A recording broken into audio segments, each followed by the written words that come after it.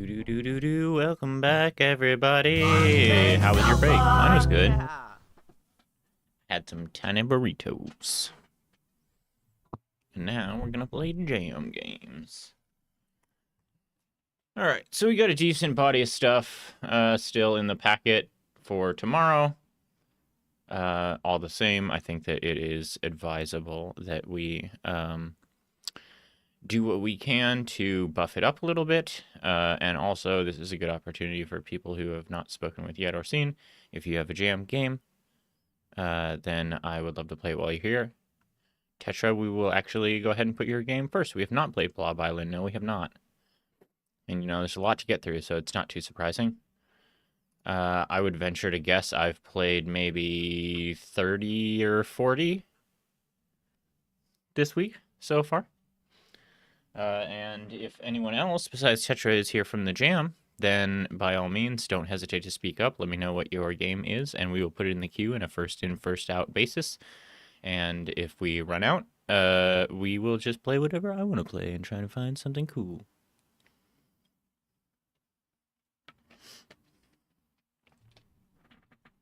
Yeah, you like that? You like my half-tuber, void tuber? Stack of OBS plugins. Goofy computer suit costume. Blob Island.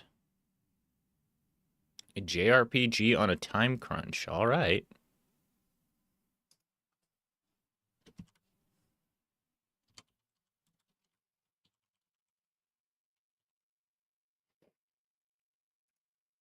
What are we looking at? You wake up in a scary dungeon where a mysterious hooded figure has injected you with slime. You only get 1 hour to find a cure before you succumb to your deadly infection and turn into a blob. Sneak around or fight. Find hidden secrets, treasures, and lore. Equip armor and weapons to give you an edge on the dangerous blob-infected creatures that are attacking. Equipment also comes with a unique dedicated skill to use in battle. Oh, interesting. Okay. I really do like gear-based special abilities in video games. I think it's a cool way to kind of like set up builds without necessarily locking into something like a class, and also kind of like appeal to the idea that you should experiment with different equipment. You know, like if you choose like Rogue, and then the Rogue gets these certain abilities, and it's like, okay, you're using daggers, you're using hand crossbows, whatever. But if you spec towards it where it's like, oh, this does critical strike, and so they sort of like complement each other. It's like, I was doing the classic Rogue with dagger because critical strike, but this like two-handed axe has so much critical strike that I'm going to do something really crazy. I'm going to go Rogue with two-handed axe. I think that Path of Exile is the game that sort of sold me on the idea of equipment-based abilities being kind of cooler than just like character build-based and class-based abilities. Okay, let's see. We got Z or space to play. Oh, is my sound turned way down? No? Okay.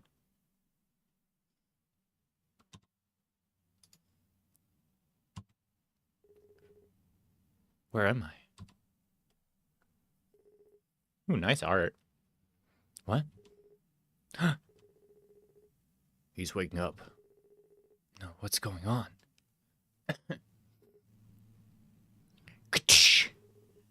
Huh? Gotta get out of here. What was in that syringe? Some sort of purple liquid? Go after him now! He's running! They're right behind me. Stop now, and this'll be easy. Classic henchman voice. There's nowhere to run. Ah, oh, Jeep, he dived into the water. Go find him.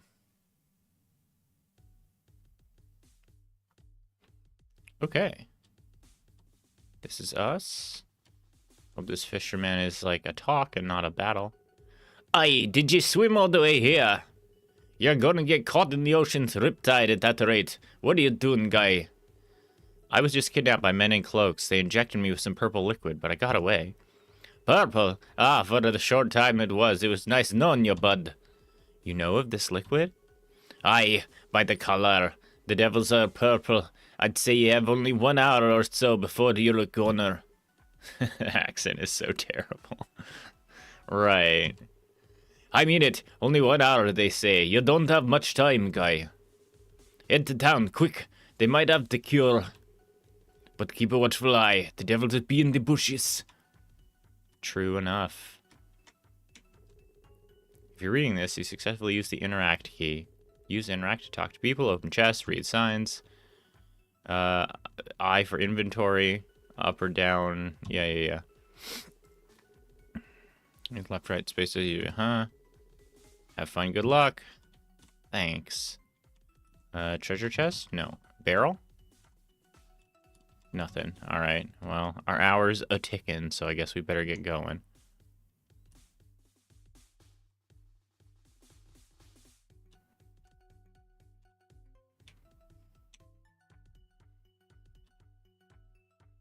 Nice try, bush blob. They say that one has might, has much health, attack, and defense. They say one that has moxie has much energy, keenness, and nimbleness. One that has magic has mana, spell attack, and spell word. But who you want to be? No. Get away. Get away from me. Sprint. Sprint! Ah.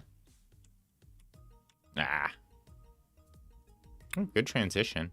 Oh, this is cool. Okay.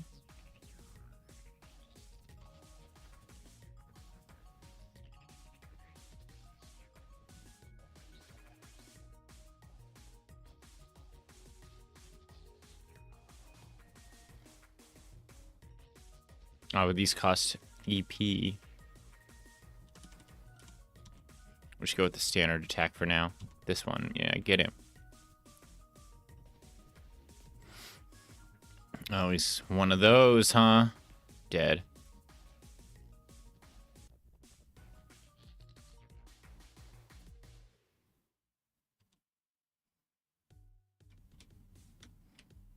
Oh, a treasure box. H-Peach. I assume that's a peach that heals my HP. My goddamn little fly is back. Son of a bitch. Oh no, 2 blobs. No, leave me alone.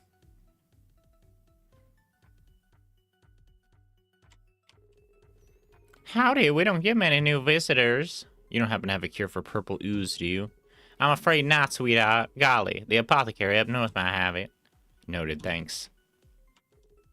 Hello. Hello, I'm Thatch, and this is my love, Frauda. Nice to meet you. Nice to meet you, too. I was told I have only 1 hour to live. Is there a cure for purple? The purple slime you got some in you? We've lost all our livestock recently from it. Well, I take it I'm done for. Not quite. There's an apothecary northeast of here. They might be able to help you. I'd head there in a deer's skip before you turn. Interesting choice of words. And take my trusty walking stick for that box over there. You might need it. Thanks, Thatch. Alright. Gear. Big stick. Inventory. Okay, I think I equipped it. I did, yeah. Oh, hey, it dynamically changed. So we got the little stick in our hand. Very cool. Hello, do you know anything about a cure for purple slime? Ha! A cure? You wish. You and me both, as a matter of fact. Why do you ask? I may have contracted it. Ugh, must have been recent. You still look solid. Thanks? Look, whenever I feel down, I come to sit at this fire. The warm embrace of the flames are healing to the soul. Feel welcome to sit and heal with me while you still can. Alright. Bonfire lit. Oh, it costs 10 minutes, though. No, back. Cancel. Oh, shit. Maybe it'll say, like, choose to do that?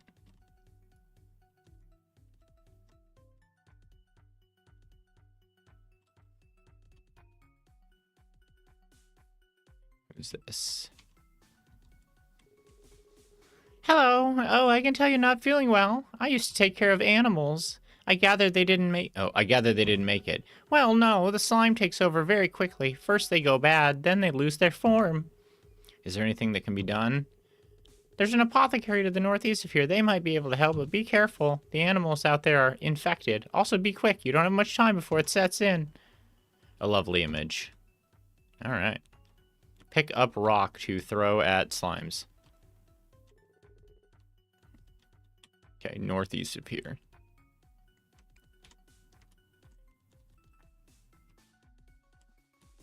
Go in the building? Nope.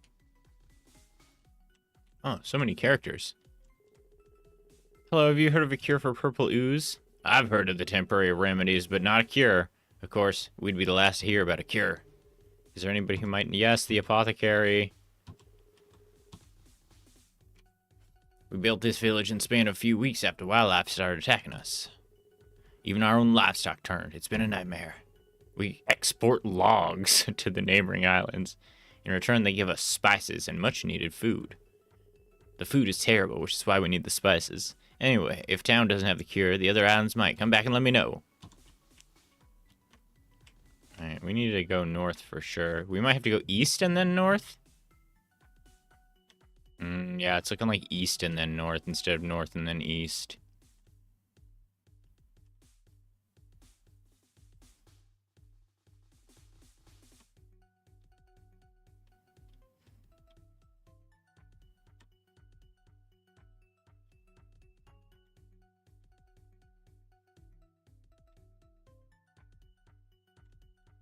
Stay away from damn bushes.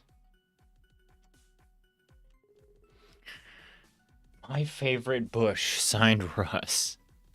Okay. So the timer is not an actual timer then, because it's been sitting at 59 for a while.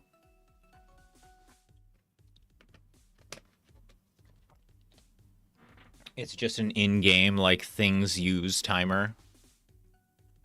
Mm-hmm.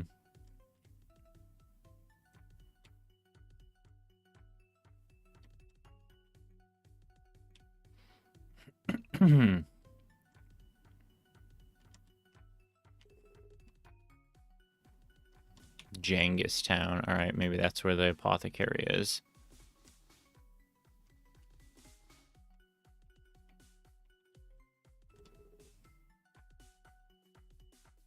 East of stupid Camp Manto. Okay, that's a little bit editorializing.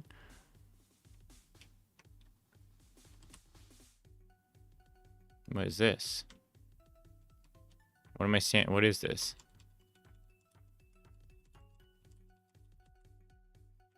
All right.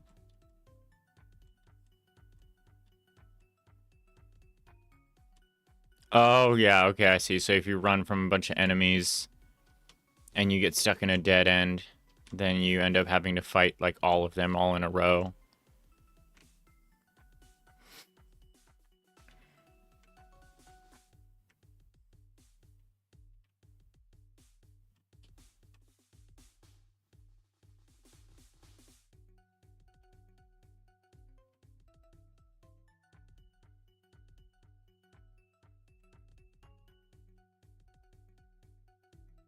Oh, jeez.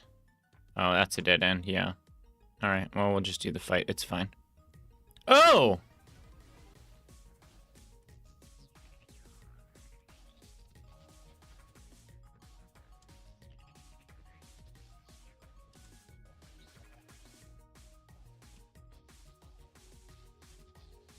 Oh, shit.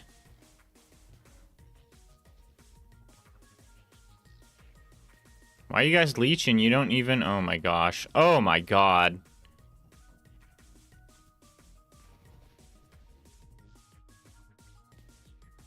Well, I'm dead. Jeez Louise. How do I use an item in... Can I not use an item in combat?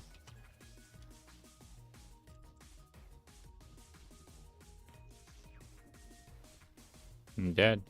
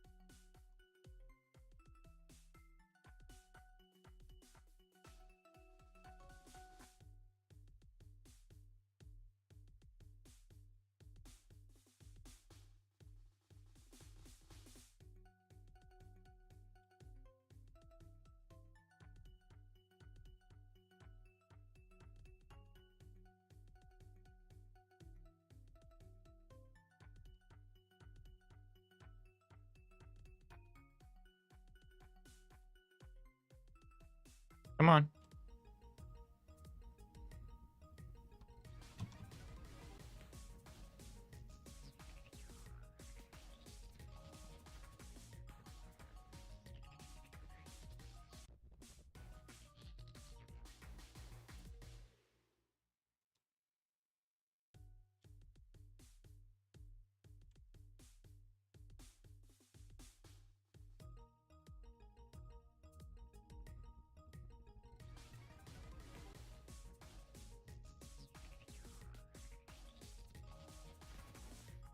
Oh, they have like a dub. What? I died? Come on.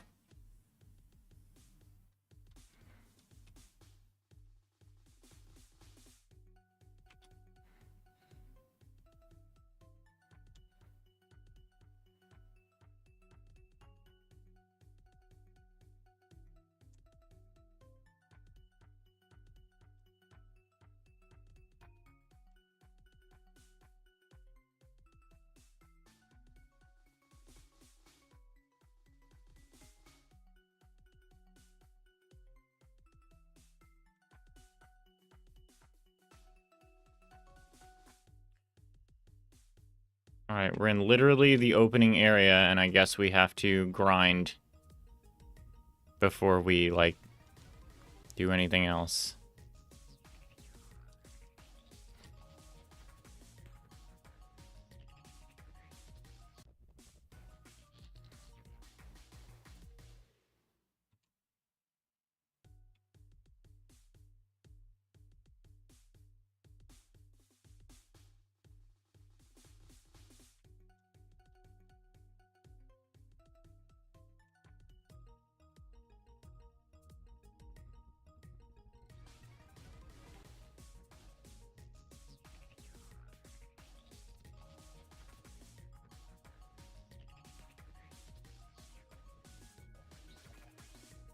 Four damage, god damn.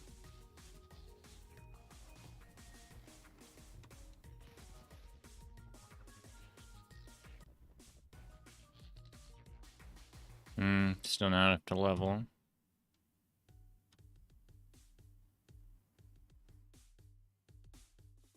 Now, I feel like I can get into town and do a heal before I need to spend my item. I guess that still does cost me 10 minutes, but...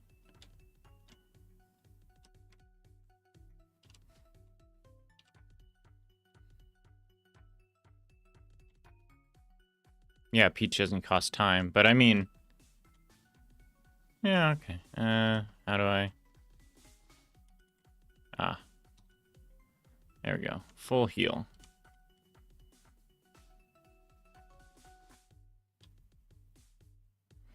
Alright, we'll try again.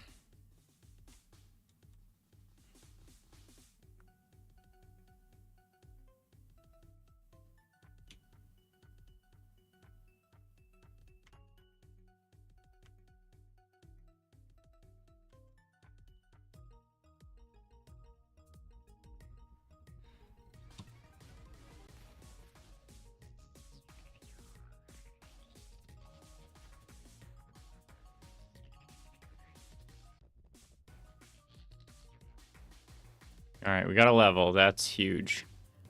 Put that in might.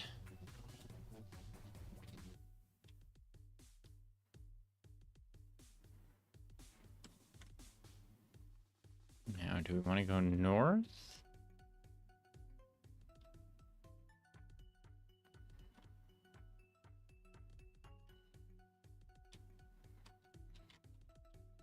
Stamina apple. Ooh, big blob.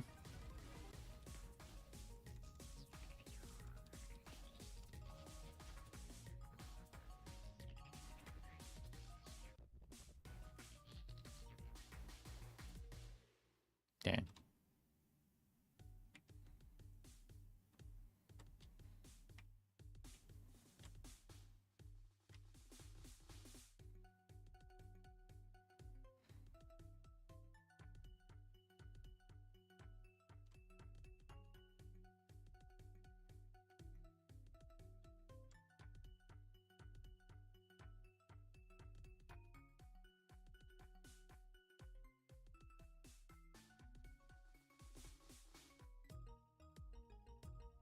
We just gotta do all the battles. Oh my god.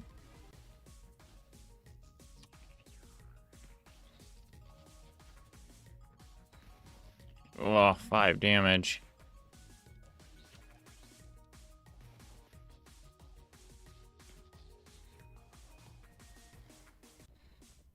And I get a heal when I level, right?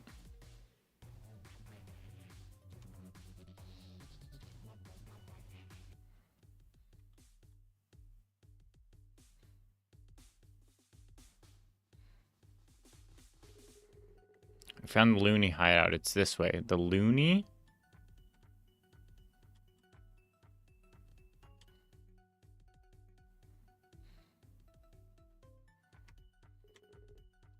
Pet Rock.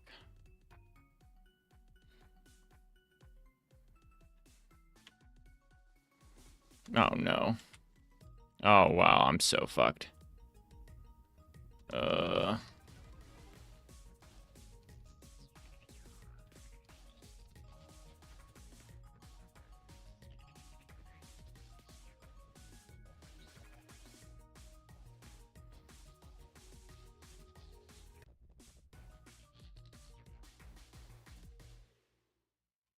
Okay, I'll probably level up on the next fight.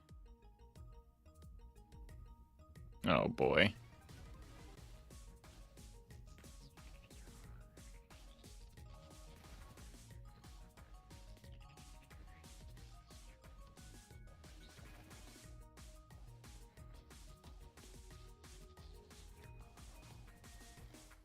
Oh, I missed. I'm dead.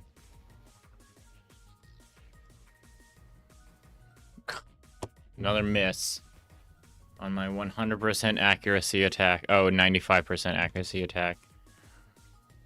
Dead. Oh, run. Yeah, probably. Okay. Well, I mean, full disclosure, I'm not super a RPG or JRPG fan. And if I'm being frank, I think that it's just tuned way too tight for the start of a game. Like the fact that I can't like outrun the enemies on the surface world. I just the idea that I have to fight like literally every enemy, especially at the beginning. Like I've never been a fan of any.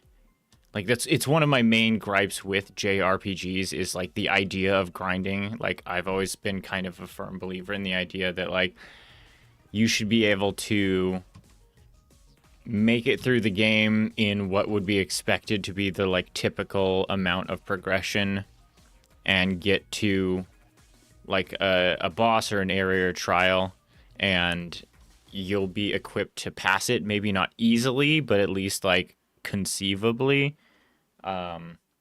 And if you have to do like if there's a boss and it's like, oh, you need to grind and kill and just like run in a circle or kill a whole bunch of enemies in an area before you go on to fight this boss, to like have a good chance of winning, that is a sign that the game is tuned incorrectly. And I mean, you know, a lot of it could just be jam game problems, obviously.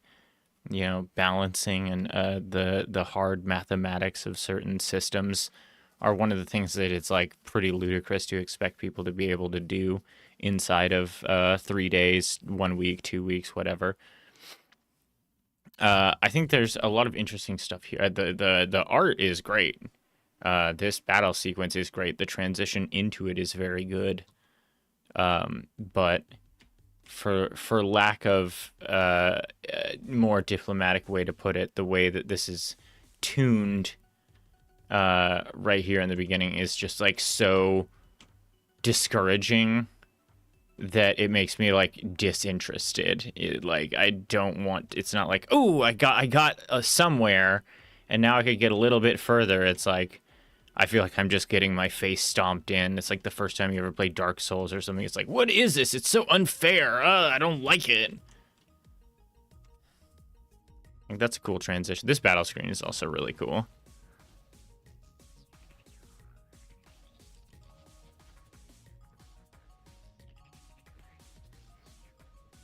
And nothing towards the game itself, but it was going to be a pretty hard sell to get me to like deeply like appreciate like a JRPG style game to begin with. Is just not something that appeals to me. Like the mathematics of the combat system and all of that stuff is sort of tiresome and unengaging from my perspective, which is not a you problem. It is a, oh, that looks really cool too.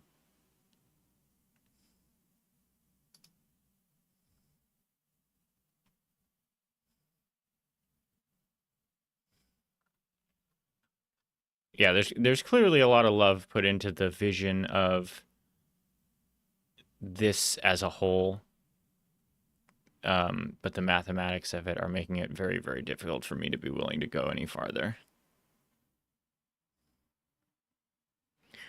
I don't know if I have a solution for that. I don't know how you would solve for that in the context of a game jam. I've certainly never tried to do any sort of battle systems that are as complex as a JRPG tends to be. Uh,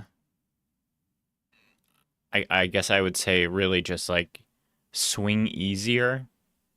Like I think that like from a jam game, strictly from a jam game perspective, you want to tune your game to be like almost so easy it's boring, or like at least give people that option, like a god mode or a level select or something, because like I want to see more of this. I want to know what the next town looks like. I want to meet the apothecary and hear their dialogue and see more of the art and see how the like battle systems change, like right here. See more levels, see more skills and equipment. I was actually wondering, like, your character is so schlubby looking here that when I got the stick and it actually put the stick in my hand, I was like, oh, sick, because that to me is one of the more appealing parts about RPG games, is if you're willing to put in a like, you know, like a direct like the equipment you put on changes what you look like kind of system. Yeah, that's super cool. I love that. That is very, very good. And I would love to see more of that, but like JRPGs as a system, I'm already like, I don't know. And right now, this is tuned so tough that like it makes me like feel pretty discouraged. Like the fact that I can't run from enemies. Like they seem to have the same speed that I do. Like it'd be cool if my choice was to um like just duck enemies, that I would have that option, that I would have that 10% extra speed, that if I really fucking just fully blasted out of there that they wouldn't keep up with me. Or maybe if they had like a leash to a certain amount of range from the bush they emerge from, and that they sort of like give up once you get a certain distance away. Again, very easily jam problems.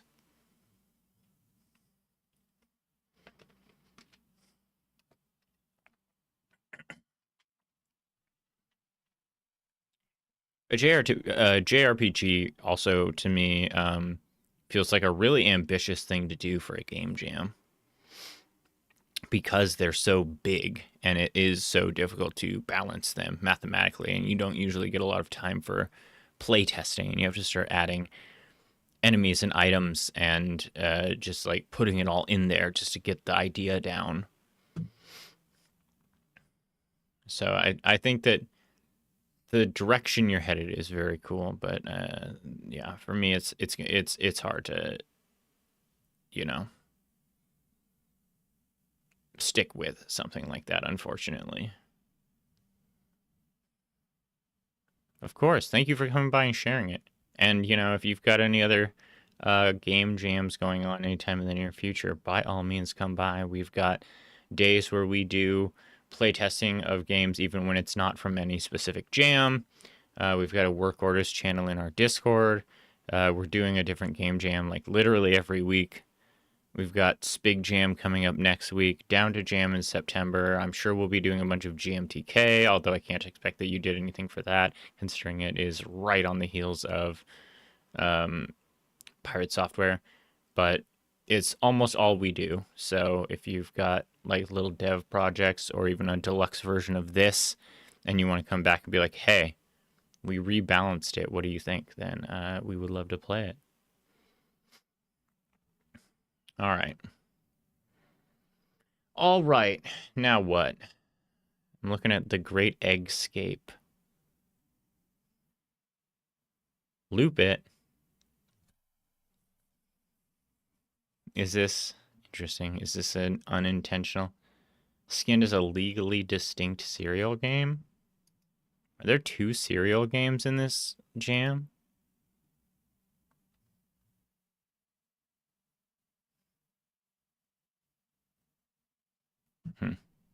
And then this looks like kind of actiony. I know there's another game that came out really recently where you play as an egg. That's kind of like a Fodian thing. I've seen some clips of it around. I don't remember. It's called like Egging Around or Egging Them On or something like that. God damn it.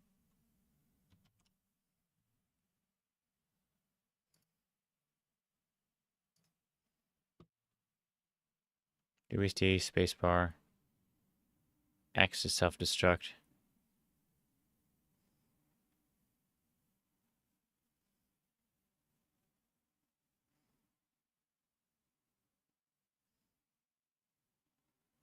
I don't actually know if you can get the coin in the microwave. Well, you shouldn't. Hey, Zeb. How's it going? Protect the egg. Do you guys know what is that? What is that other egg platforming game I'm thinking of? Egging On. Yeah, that. God, it's driving me crazy. He's been in here since yesterday. Just die already. Finish your 48 hours and get the hell out of my house.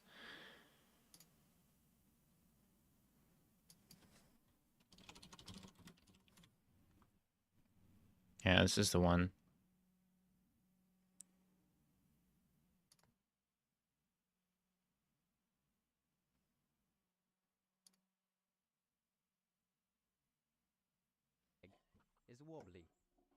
It's like a platformer and like, oh, and like the point you are on the egg changes how much that you jump.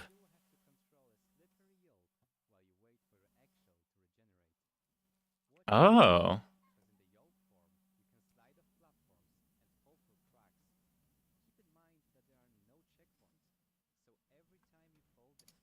Interesting, except for the fact that it's a Fodian, and that to me is like another thing. It's like, man, I like a weird platformer, but why do they always got to be so mean? Like, can I just have like a non-spicy platformer? Oh, you guys want to see a picture of a chonky kitty? Oh, she's so big and good. Man, she's really filling out that arm gap.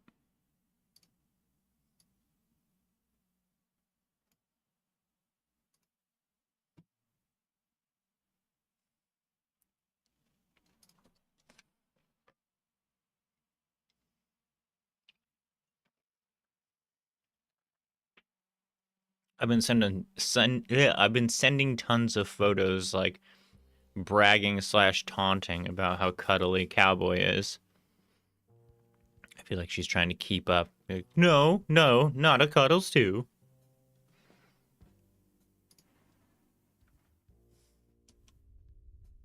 Okay, we gotta make it to the frying pan.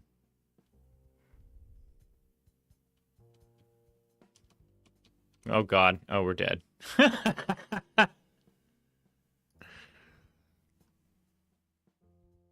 here we go.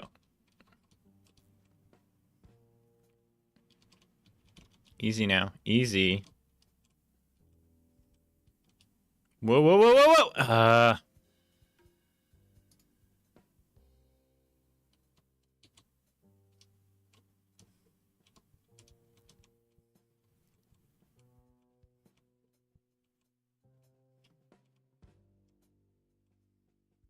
Oh, with the right amount of work and assets, Godot can actually look amazing. I don't know if you're familiar with.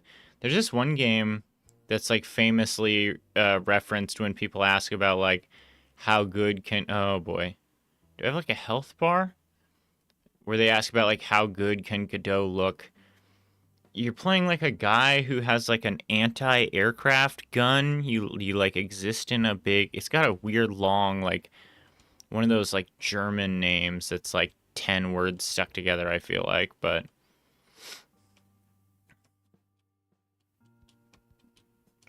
what it's actually called escapes me.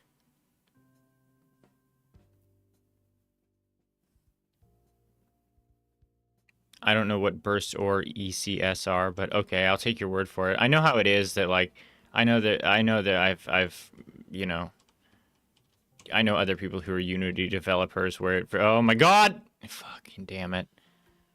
Where it's very much like, well, I've been locked into Unity for 8, 10 years, whatever. So like as much as I would like to sort of like try my hand at Godot, like learning GD script is such a huge ask. Like just the energy barrier of getting there as opposed to, working with what I know.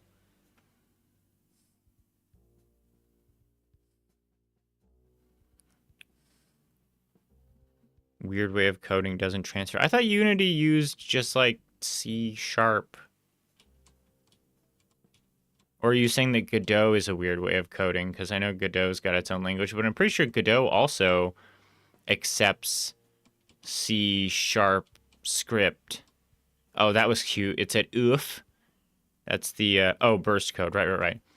It said oof, which is the French. It both sounds like oof and is also the French word for egg.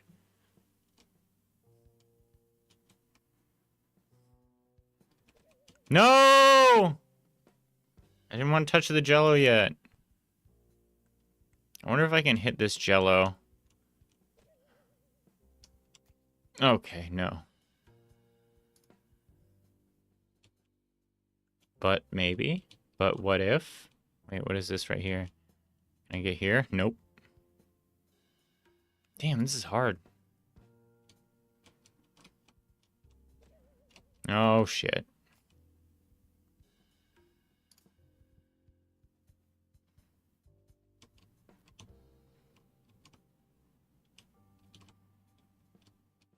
Send it. No, okay, that doesn't work at all.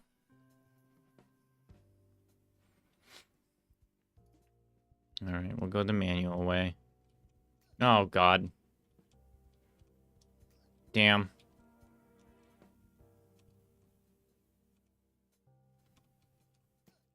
God, what? Oh, the egg splatters were persistent. That would be cool. Even if it was just like, you start with a full 6-pack of eggs and you start as the first egg. And then when you respawn, you be the second egg and it only has the first 5 splats as persistent. That could be cool.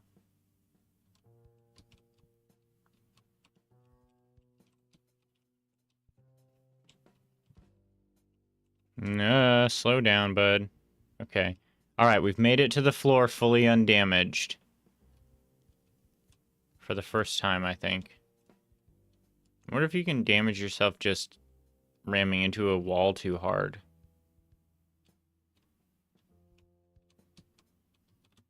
Oh, and I do have a jump, that's right.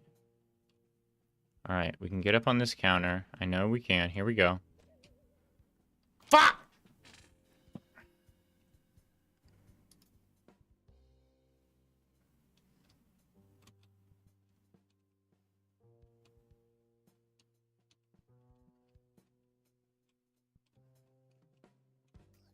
Ow. I wonder if damage actually even matters. Like, do you think it affects how far you can fall as a full fall damage? Okay, we're on the counter now. Okay, we can make this. Oh, we got our first coins. So take it easy. Where are we supposed to go from here? Am I supposed to use the jello? That looks really hard.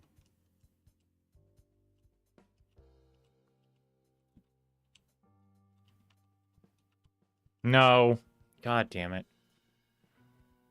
200 points. We're on the board. God damn it. Jeez.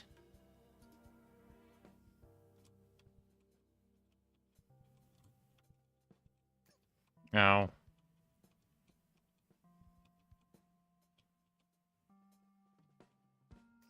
Yeah, yeah. Oh, I'm dead. Ugh.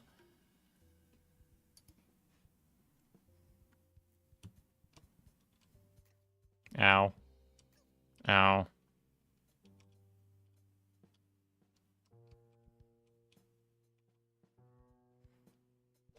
No. What? How did that not kill me? Are you supposed to go up the garbage sack? And around? I don't see how this is... Okay. So you want me to go here, and then here? Ah!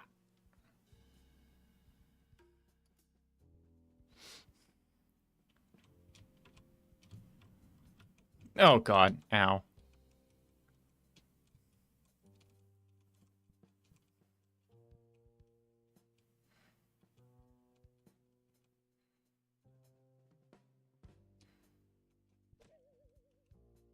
Fuck off.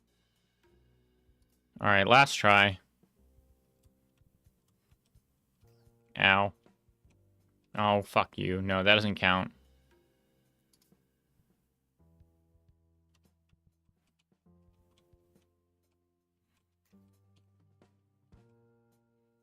Whoa.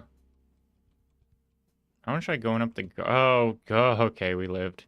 Try going up the garbage sack.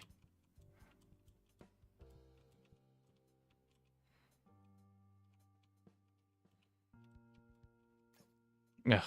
Alright. Okay, well, it's action-y, which is enough for me. Easy to understand, easy to digest. Much like real eggs.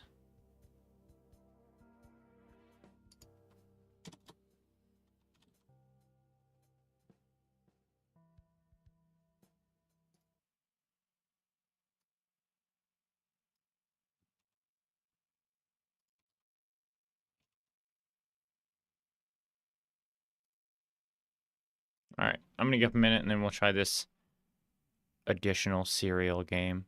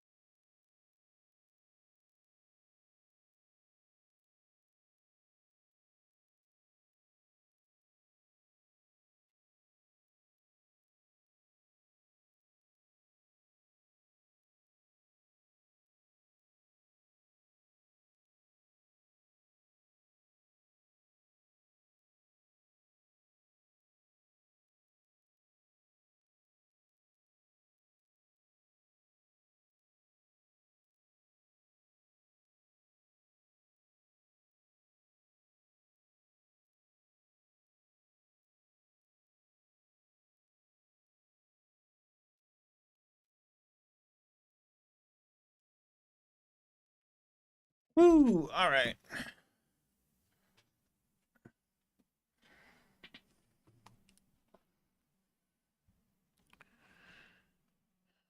Loop it. Loop it, baby. Loop it right. Loop your cereal and milk it all night.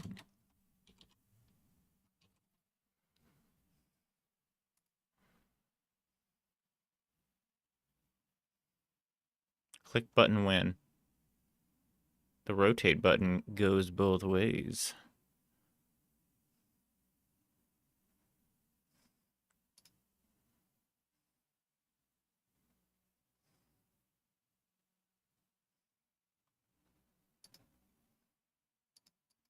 Just kidding. Those buttons don't work. Press R at any time to reset. Okay.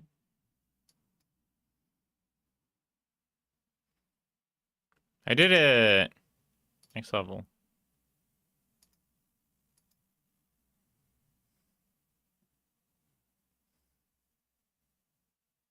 Freya, how's it going? I'm doing great.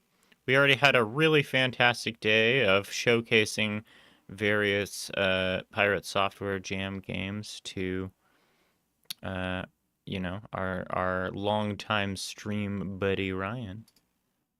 And now we're back here doing a little bit more. And rotate.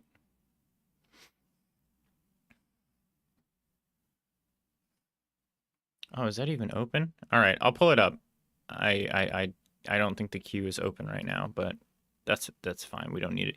The queue is really only useful when it's super busy, when we do like Ludum Dare or something, and there's like so many people I can't keep track. Just the composer. Don't you dare say that. Music is so important to video games. People undersell it. And I'm not just saying that because I'm also a composer. Although composer feels a little bit elevated.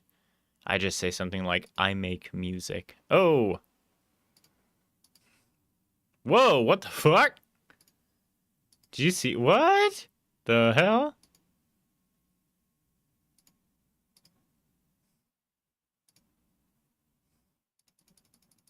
Oh, I guess that's the end. Alright, quick and easy. No problem.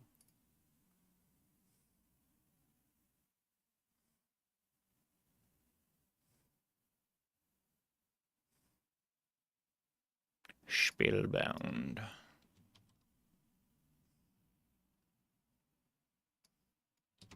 Alright, let's take a look.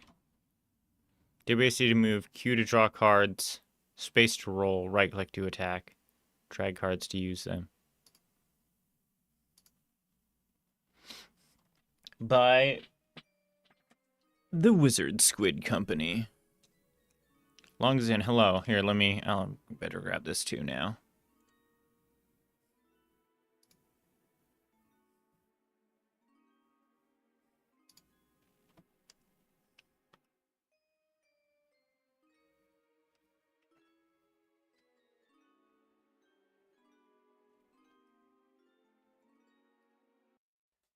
I've already forgotten the controls. Wait, I should.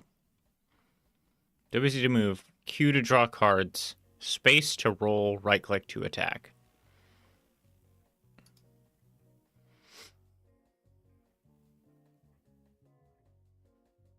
Dragons? Oh shit.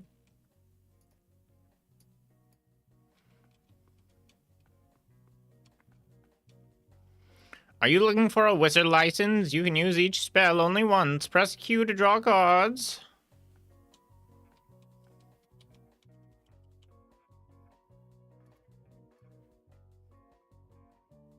What? Okay. Over there. Interesting. Wait, why did I warp back?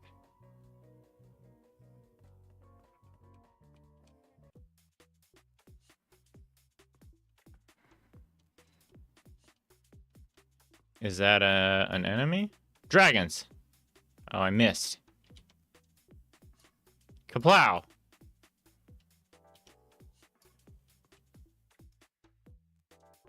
Ooh, that little explosion graphic was really nice.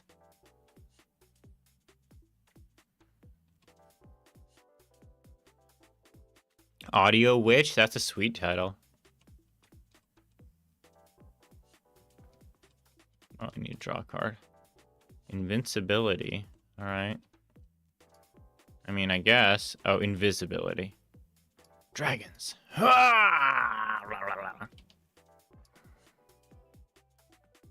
Okay, interesting.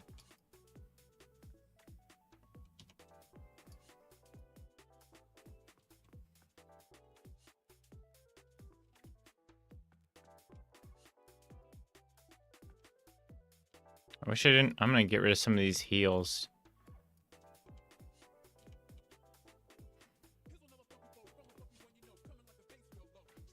What? It's like some fucking Jet Set Radio shit. What is that?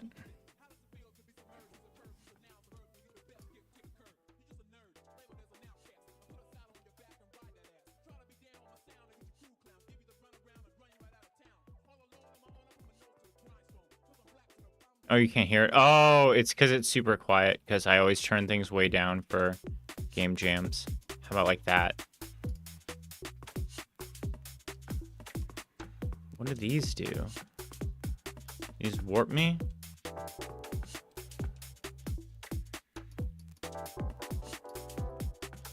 Wizard, do your wizard thing. What is this?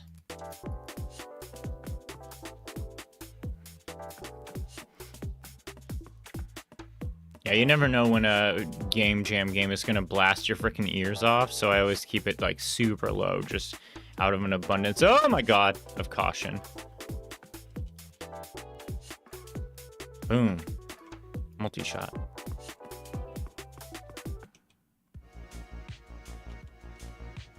Uh-oh. Doing like an outrun thing.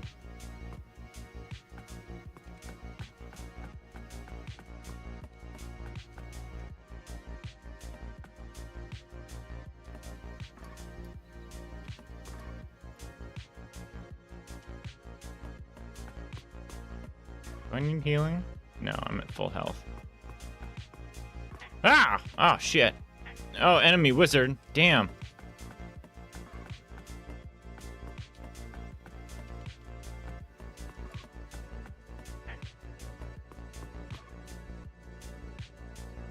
Uh-oh, I'm out of cards. Fuck, fuck, fuck. I'm out of cards. What do I do? Ow. I gotta just run.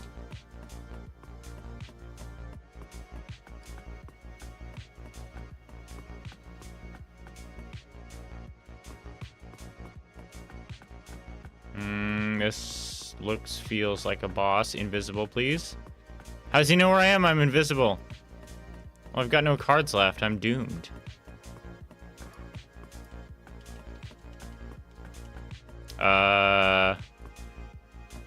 Can I get like a deck recharge?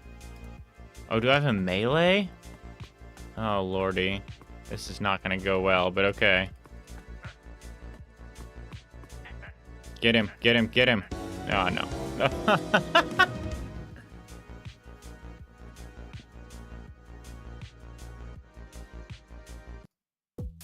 Alright, knowing what I know now, we're gonna sprint through and try and... Ow, ow, ow. Ow, okay. Alright. For real this time, though. Whoa, why is there so many guys in here? Where's all my cards? Wait, I still have 0 cards. No, my cards.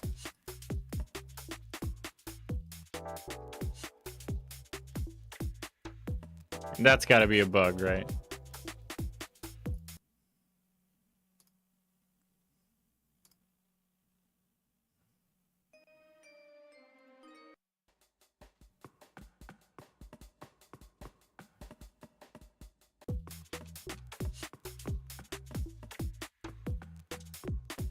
Ow.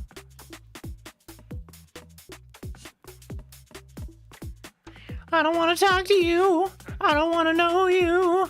I'm gonna run past you. Gonna try and get to the end. Oh my god, I'm so bad at this. Ugh.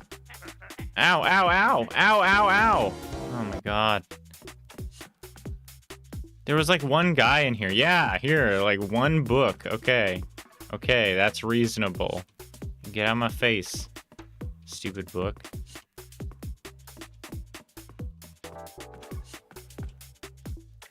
See ya. Uh-oh. Oh no. Ow, ow, ow. No, the books hurt.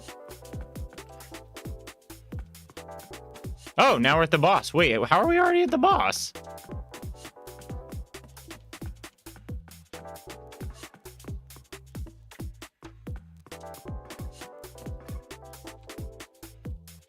God, please. Ow.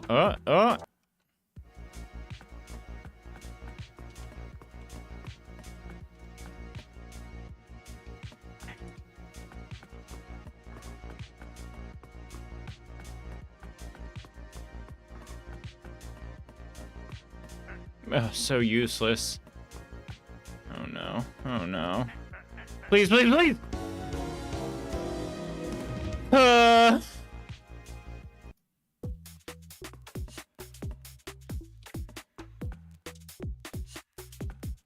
and we're down a bunch of cards now again. Ow. It's fine. Stay the fuck away from me. Want to use magic? Make me invisible. Okay, apparently that only makes me invisible to spells. Kill this guy. Get out of the way. Back at the boss. Shoot him with the dragon. And another dragon. Heal yourself, baby. More dragons, please. Zap him with your zap card.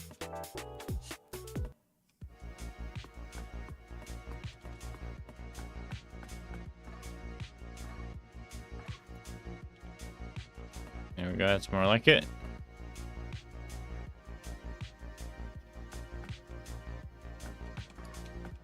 Nothing personnel, kid. Oh, what? Oh, it did the thing. Can I just get past this guy? Yeah. Oh, I only have 3 cards left in my deck. I'm so fucked. Ouch. Ouch, their balls. Later.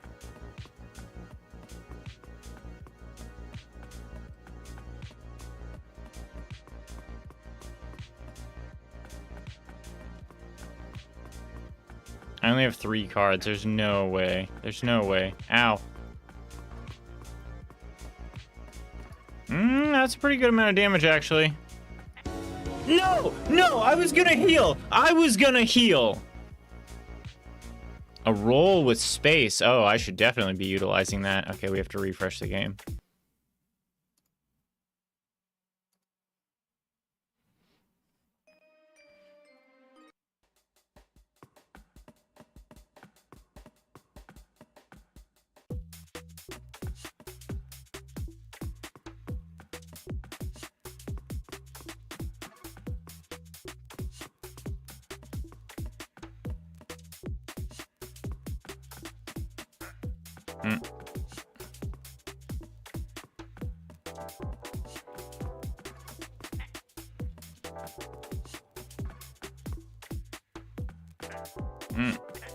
No, please give me a... Yes.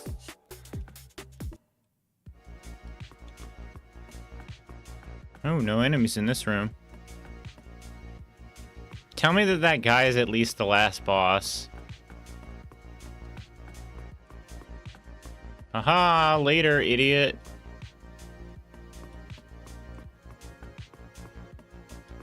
Whoa, whoa, whoa.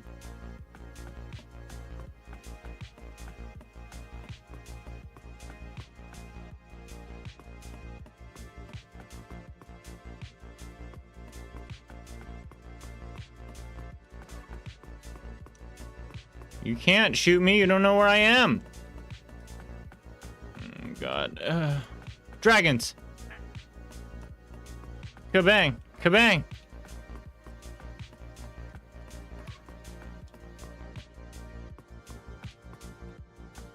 Dragons! Goosh. Roll. Dragons. Oh, you... Oh! Oh, damn it. We're on... Oh, damn it. There's more.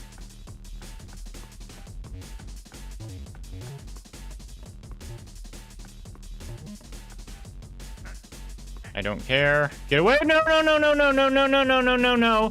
Fucking get fucked, dude. Get away from me. 2 teleports. Ugh.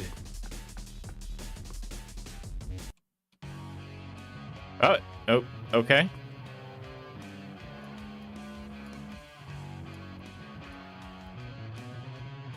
I want attacks, yes. Mistaken, but when the heart will breaking. I've been wrong, I've been down. Dragons. Oh my god. Q, Q, Q. No, none of that is healing. Ow, I'm gonna die.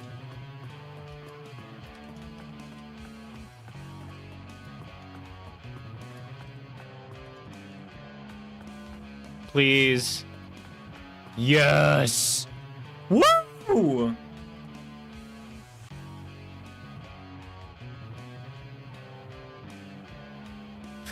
Well, it's pretty buggy. There's a lot of stuff going on with this that I think needs to change for it to work quite right, but it's still pretty fun.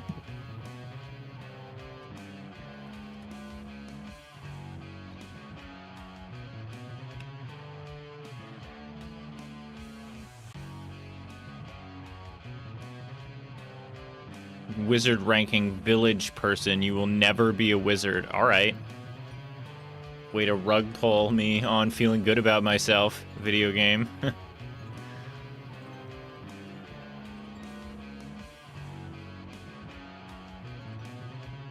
What controls that rating? Is it like how many enemies you kill?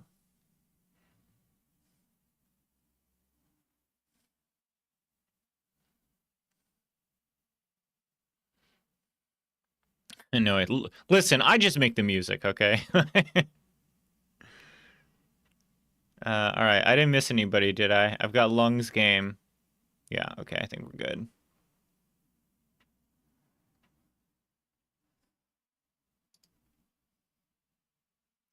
"2D block pushing puzzle game. Uh-oh. We talking Sokoban? We having ourselves a soak?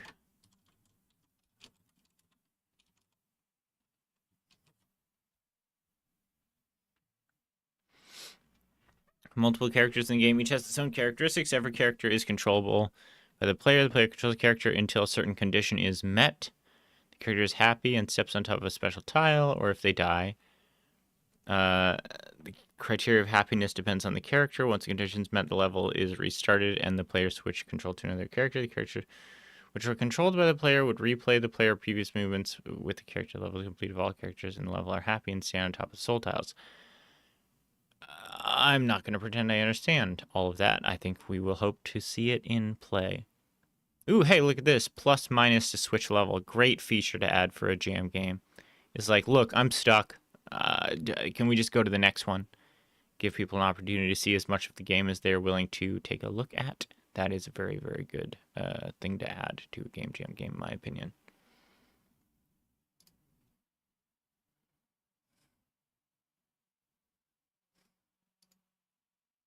All right.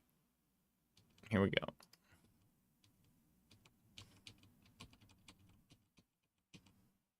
Yeah, I'm happy. Is this the soul tile? Okay. So now I'm the fisherman, and the fisherman wants gold, and the cat wants fish, right?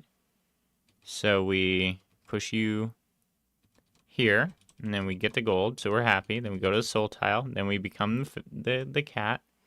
Oh, and he repeats his moves. Well, that's fine. I don't need... Yeah, get out of my way.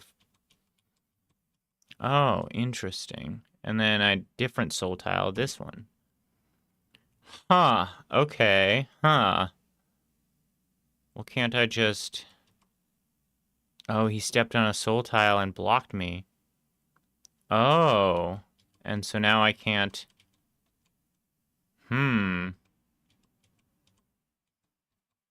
Can I switch characters on my own?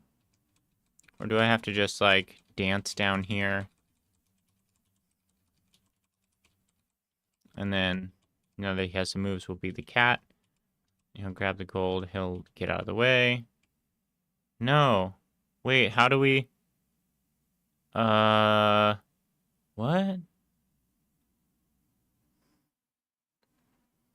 Oh, we have to use the boxes, maybe? Wait, and now the cat is moving.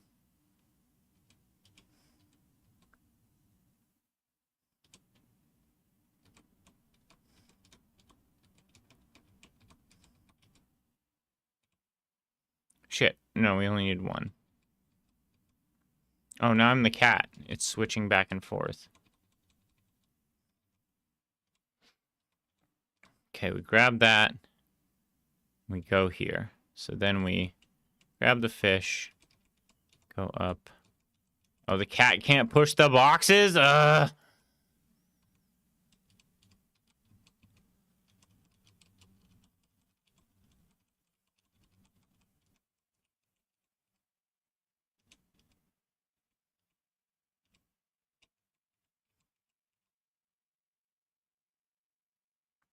Okay.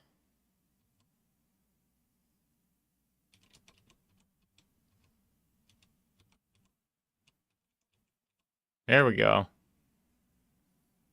Number of enemies you kill along with your rank. What is your rank? Oh my god, this is gonna get so difficult so fast. I'm dreading it. Okay, I'm the fisherman. I don't know how in the fuck I'm supposed to push anything. Oh, it also pushes the gold. Interesting. And I can't...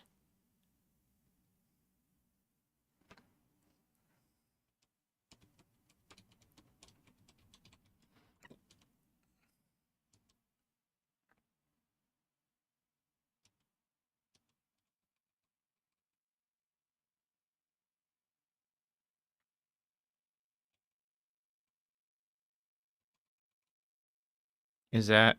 What? What the fuck?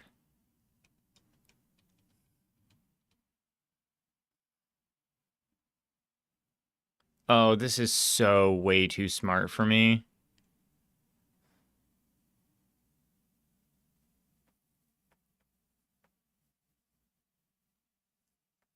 Oh my god. It's not just Sokoban, it's like... Stitch multiple Sokobans in sequence together. It seems really neat, but oh my god, this is definitely too thinky for me.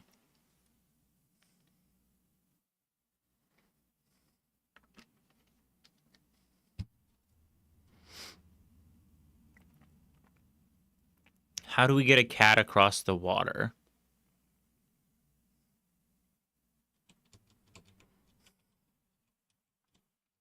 It's gotta be like this. It's the only way we can go. Then like this, then like this, then like this. Is there any way to get more boxes pushed across the water? I guess we can go like that. And then like that. And then like that.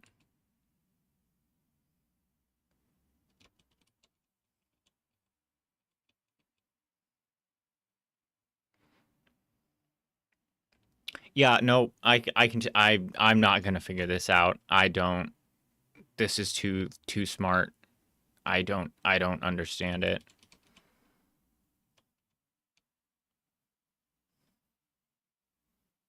Like, I'm just not going to... I'm not going to be able to figure this out. I can tell you that right now. I don't need that coin.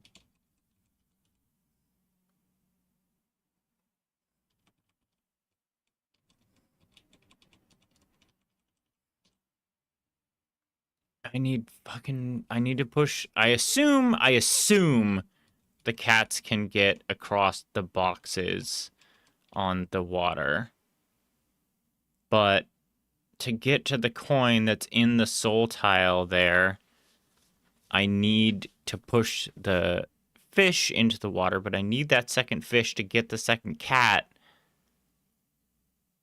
And I think if I push it into the water, the fish is happy. Not that that's good.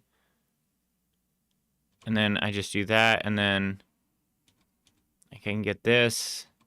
And I could, like, put him there, and then he'll do his whole everything.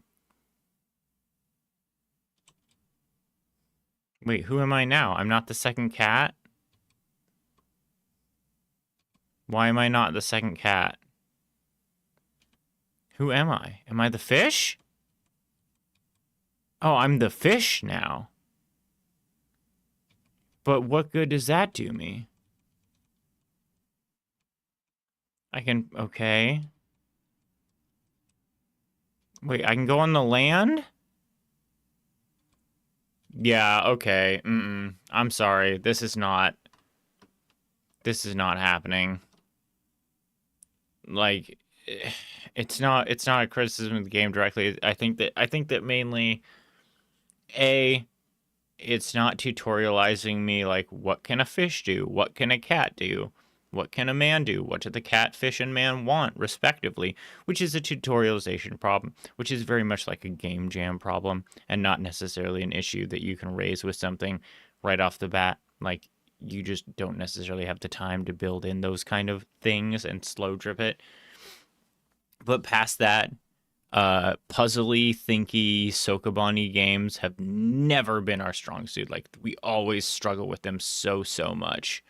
And I think this might just be too high concept for us.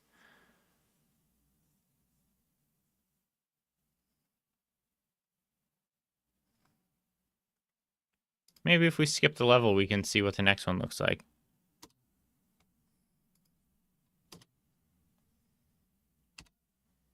Why isn't it letting me skip? Didn't it say plus and minus were skip level? Ah, there we go. Okay, so now we're just two fishes. That seems more reasonable. Can we just... Wait, the fish is happy to be on land? What was that? But he's not happy, though. No, but this one needs...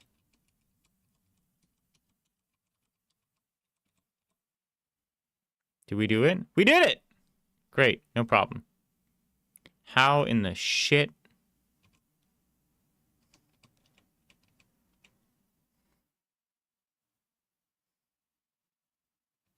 Can they, like, gap across each other?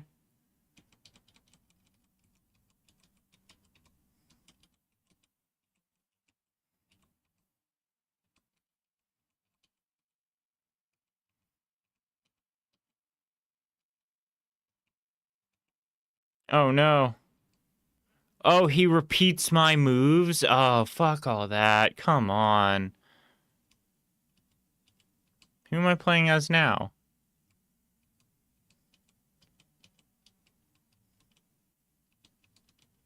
Oh my gosh. Yeah, no, this is way too clever for me. I'm not going to figure this out. It is breaking my brain just trying to, like, consider it.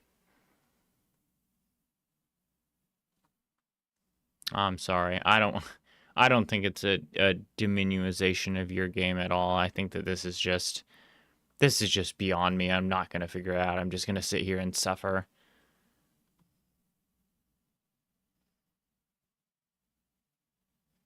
I might, if I really spend the time, muddle through a couple of them, but it's just not...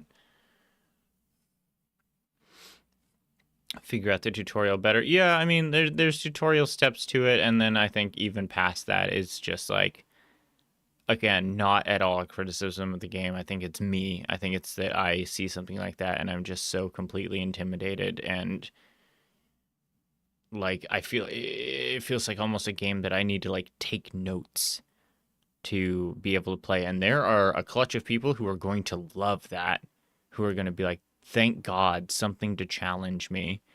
But frankly, that person is not me. So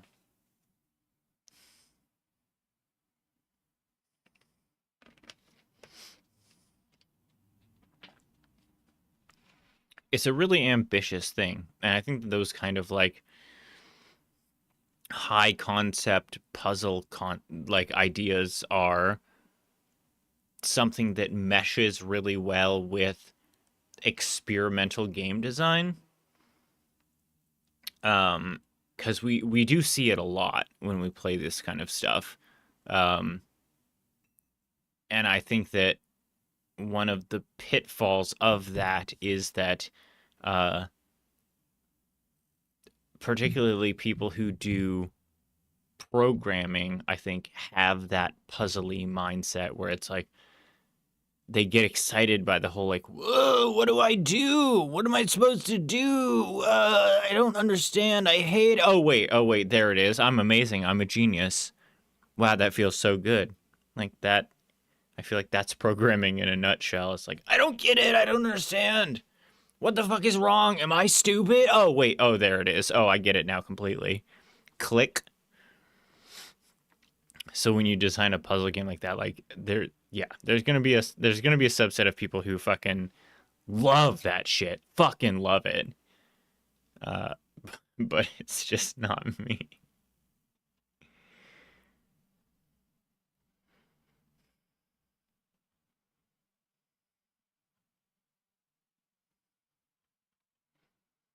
Okay, I think that's probably the cue we've got at the for the time being.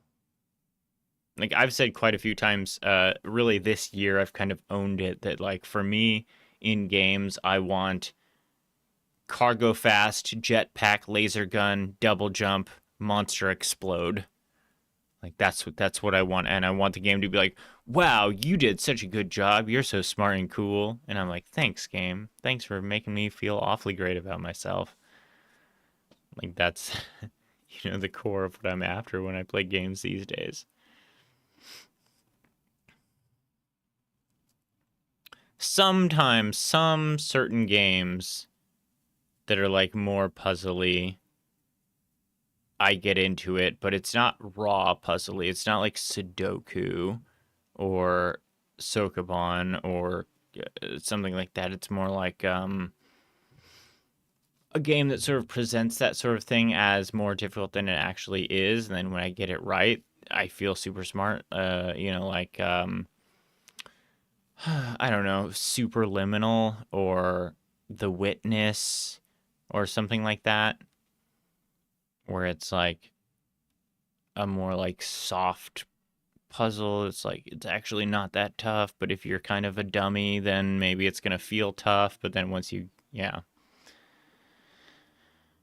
I don't know. It's hard. I wish I was smarter. I'm sorry, everybody. I wish I was smarter. What's up, baby? Meow. Meow. Come on up. Oh.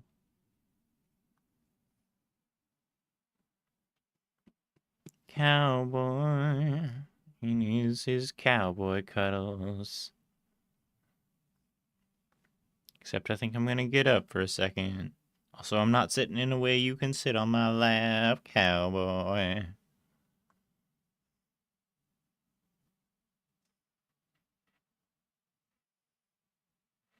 Good news for you, though, bud. My hands are all clammy. So when I pet you, it's sort of sticky. Does it feel like mama's tongue?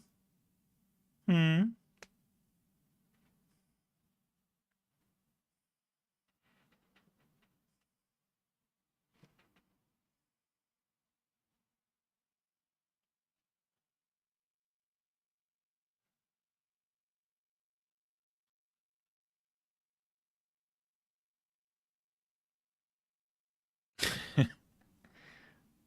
That's not weird to say. I'm not weird. You're weird. If you experience black... Wait. What is this? Puzzle game entry? No! Not again.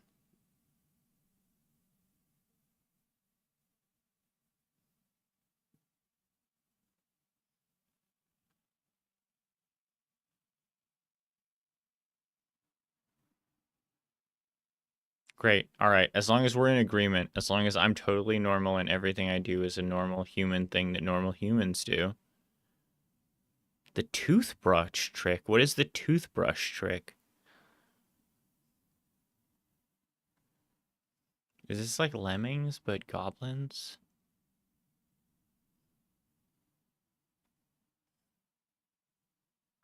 Oh, is that like you use a toothbrush on them to like trick them into feeling like they're being groomed by their mother or siblings? Because it's kind of like a cat's weird hook Velcro tongue.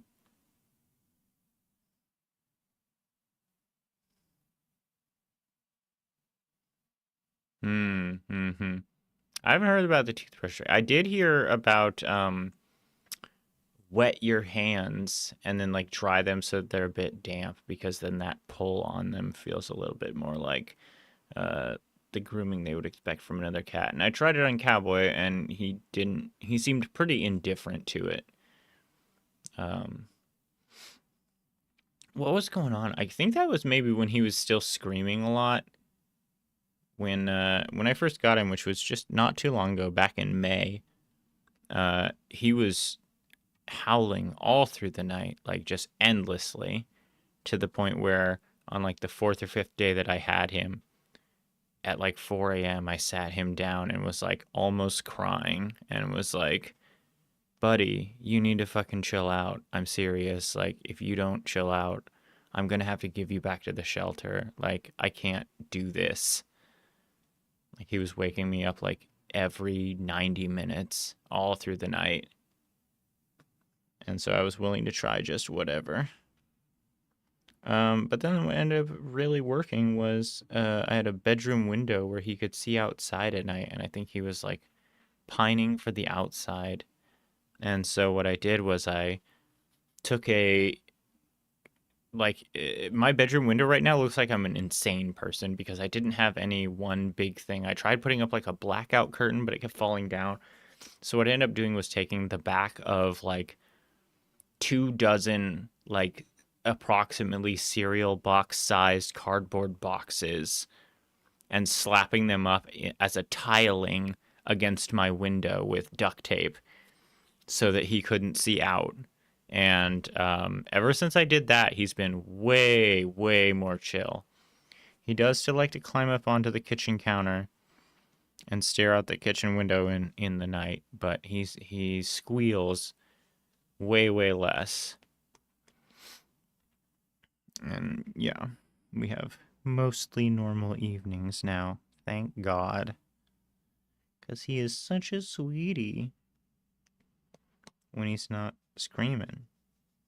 He's very, very, very well behaved besides.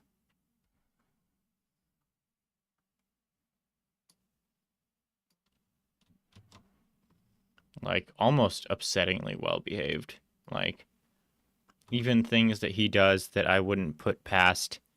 He refrains from things that I wouldn't even put past a normal cat, like something I've grown accustomed to being like, of course you can't do this.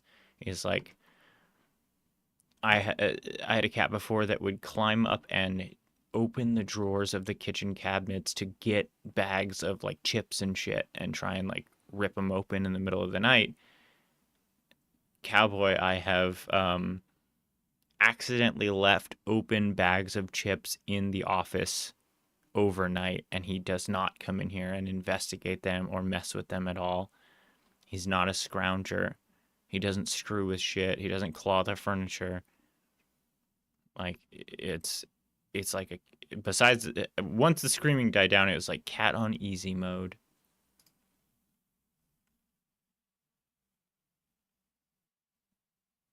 Okay, this seems like it's kind of like lemmings.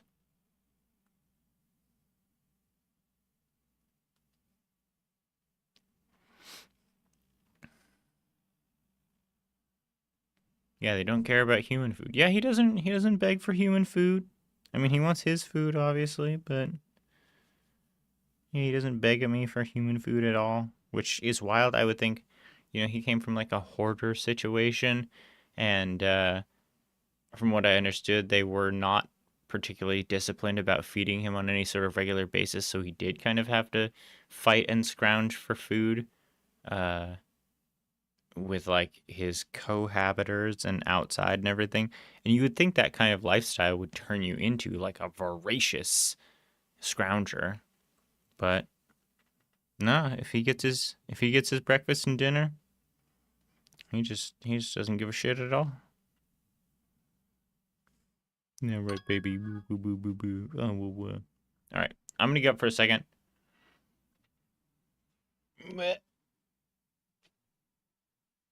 There you go, bud. I'll be right back.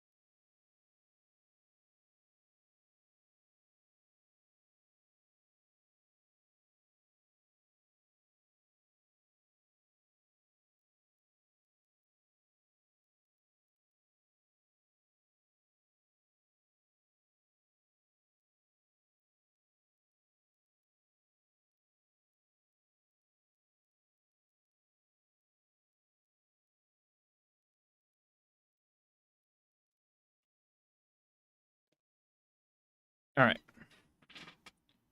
Ugh, gushing about my cat. It's a little bit cringe, but it's so easy. I just love him so much.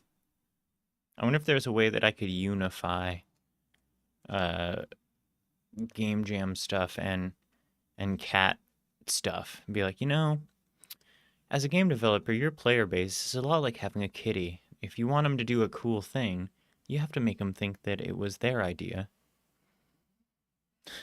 And then be like, wow, what a good job.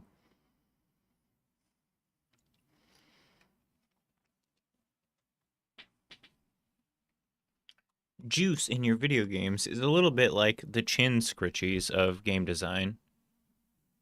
Alright,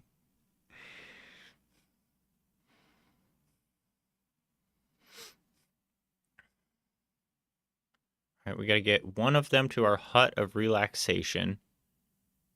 You must grab a shovel's axe and blanket. Get ready for the journey. Then unveil cat jam. Oh, yeah, that'd be nice. 20 cats? That's arguably too many cats. I have actually had that conversation with my partner before. Where it's just like, how many cats do you think we could have where it would be too many in this 2-bedroom, 1-bathroom apartment? 4? 5? Is 5 too many? I feel like 5's the upper limit. Like it's definitely like too many by a lot of people's estimation, but like, we got 2 bedrooms, a bathroom, a kitchen, and a living room. Like, we could have that's 1 cat per room. 3's the limit? Yeah, I guess, unless you have like a big suite. Oh wait, we got a meme. Let's check it out.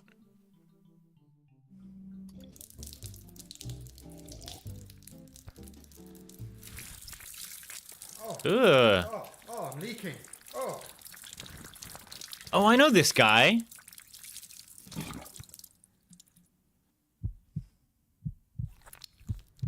This guy does a bunch of like amazing practical effects videos. Oh. Oh.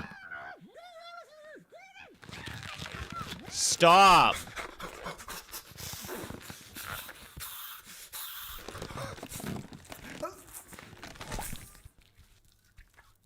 What the fuck? My son. I'm sorry. Son, you can speak. I'm not your son. My name is Darren Phillips. But I just birthed you. Birthed? Oh, no.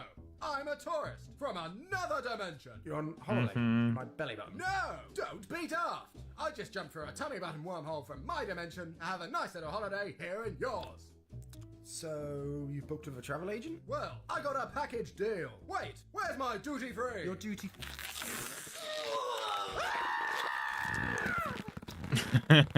Gross. That is weird. There was a whole bag.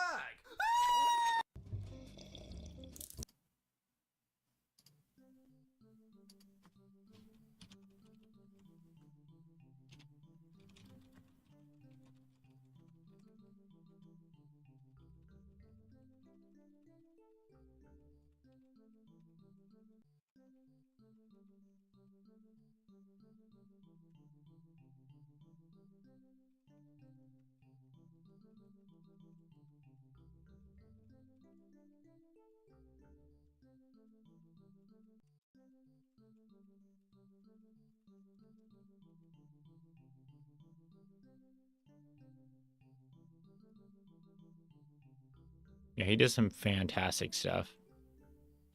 Oh yeah, he does the forest one who's like, are you taking pictures? He like takes pictures of deer and they're like, are you taking pictures of me? And he's like, yeah. He's like, well, I'm naked. He's like, well, I didn't know you were sentient. Like, that kind of changes it quite a bit.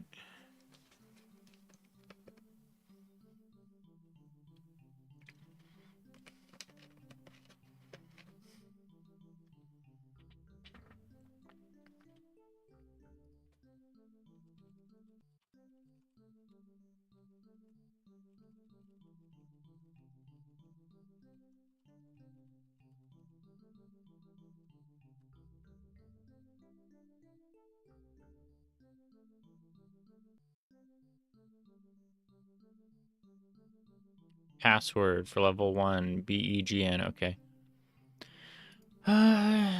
They can't stand they work together to get the goal, but can't stand each other after that. Make sure there's only one that reaches the goal. Below are your available tools. Each level has different tools. Click the shovel icon to select the shovel. Use the shovel to destroy dirt blocking the way. And then click him.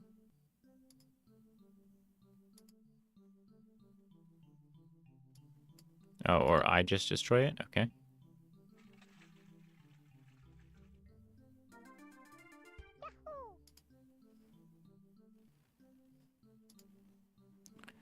Remove dirt blocks. You can remove dirt blocking Ormond's pass or trap Ormlings digging a hole by digging a hole. Okay, so there.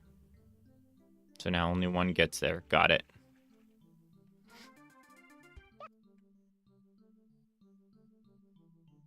Axe destroys bridges and cuts ropes. Anvils hang from ropes and can squish and block Ormlings.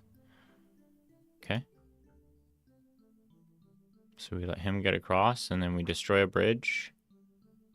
And no one else can go.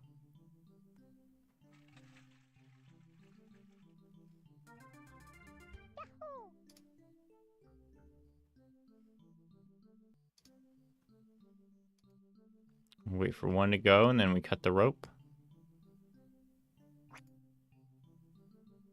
Easy.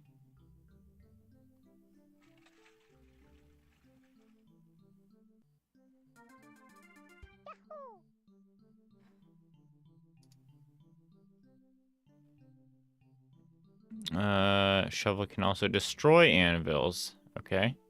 So we need shovel destroy this, and then this to do that.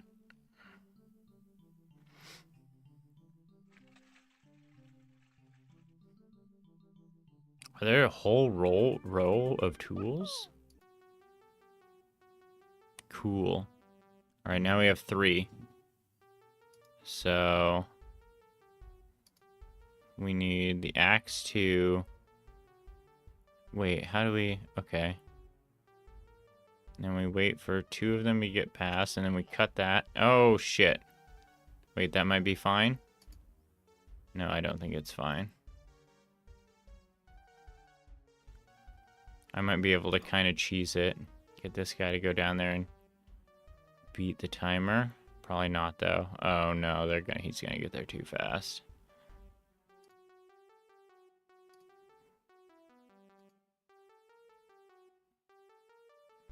Okay, we trap 2 of them. Blap! No, wait, no. Axe. God damn, this fucking fly. There we go.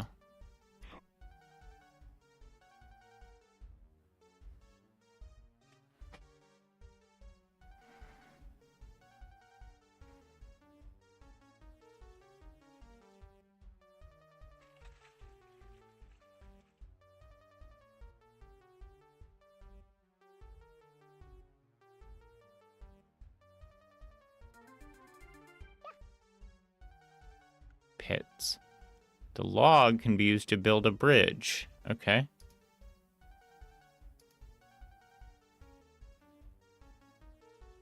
Well, how does that... Oh, I have 3 logs.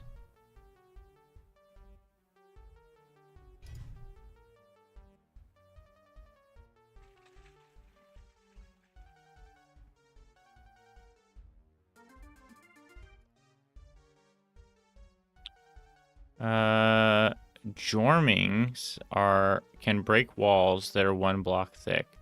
Pormings are really fast. Okay.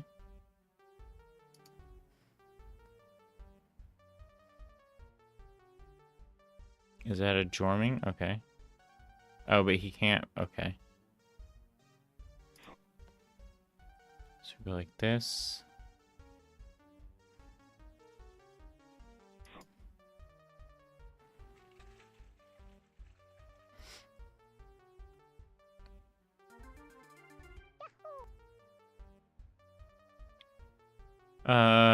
Cormings place a ladder. Formings place a bridge.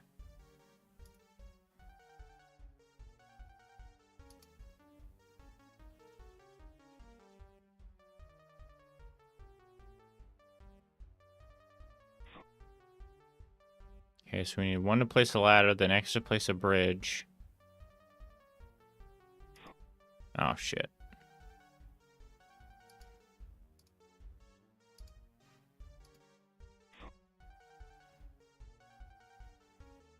This guy goes, then this guy goes. Places a bridge. Dig that so he can't get through.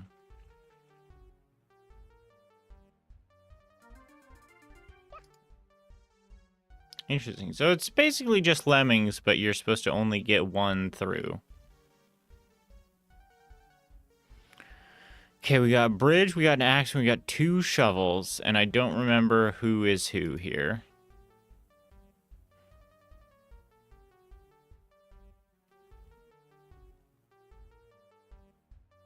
This guy makes a bridge. That guy's the dig guy.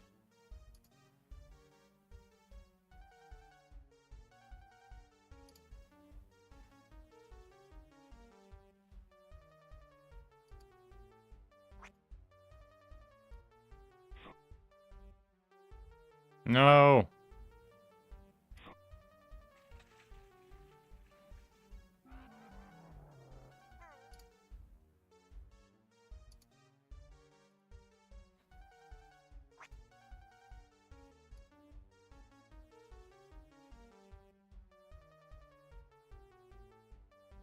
Oh, he killed the anvil. What?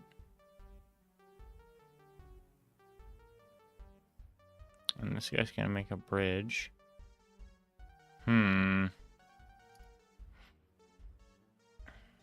Okay, so we get bridge, then dig, and then normal. So what do we want? We want...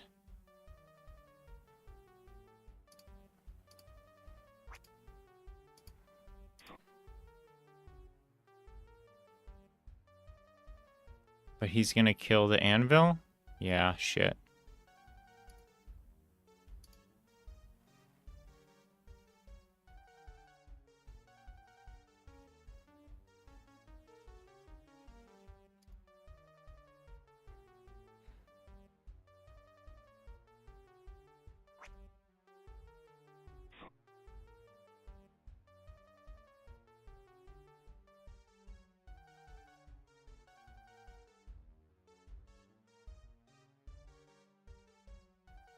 What?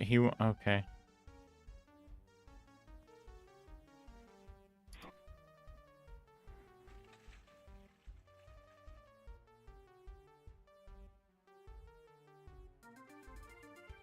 Nice.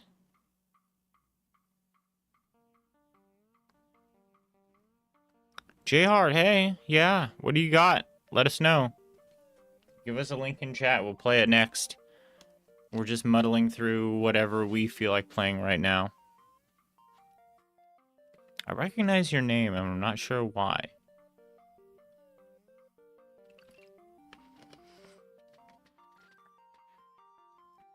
Have you been perhaps also streaming games? Is that why I recognize it? This fucking fly.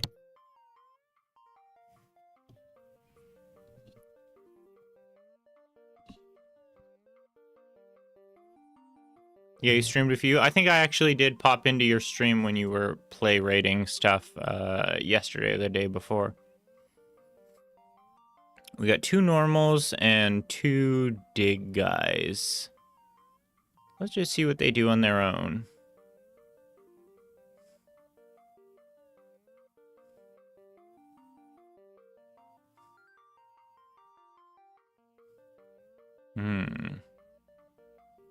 No, we need some bridges. Oh, this is getting too complicated for me. And why is it that one guy, when there's 2 of them, they'll dig whatever? It's very weird.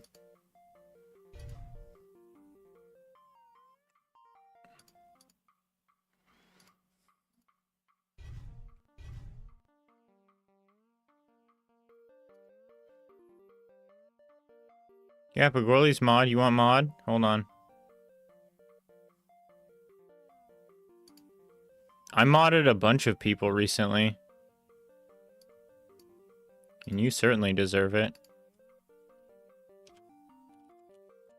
The main reason that I added it actually was because, I mean, I don't trust him. I don't know if trust is the right word. There you go. The main reason that I added it was because I discovered by way of... I'm going to close this because I'm not going to figure out this level. Let's be honest with each other.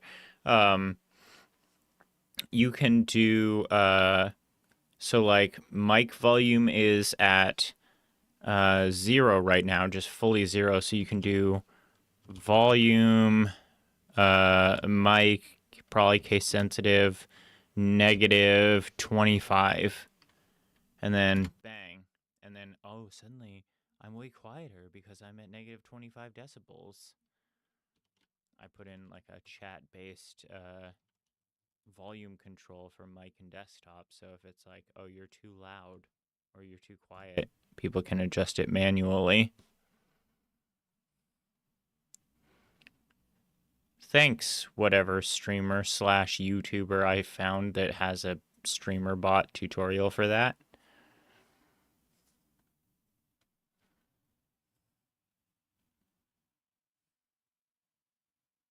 You started a poll, did you? I can't see it.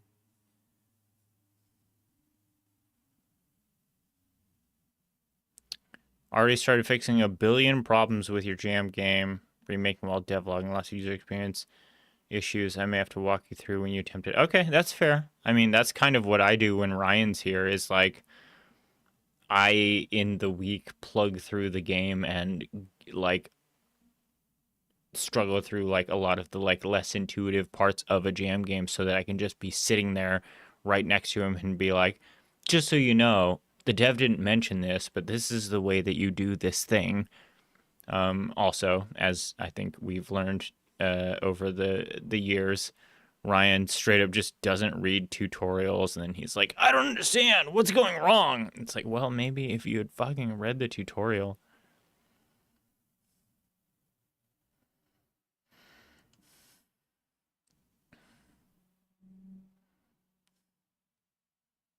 Oh, solo dev. Yeah, it's really hard to get playtesting when you're doing solo dev for game jams. You have such a narrow window of time, and it is so easy to get lost in the sauce of your own, like, development thing. Like, I've run into that plenty of times, making, like, small little games, or like even like Minecraft parkour, where I'm like, this is so easy. This is exactly what I want. And people are like, what you want this one extremely specific thing from me? This feels bad. I don't like it.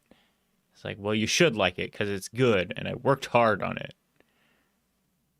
A block-pushing puzzle tower defense game. Woo, that's a clutch of words that make me feel not excited. But you know, we'll do it.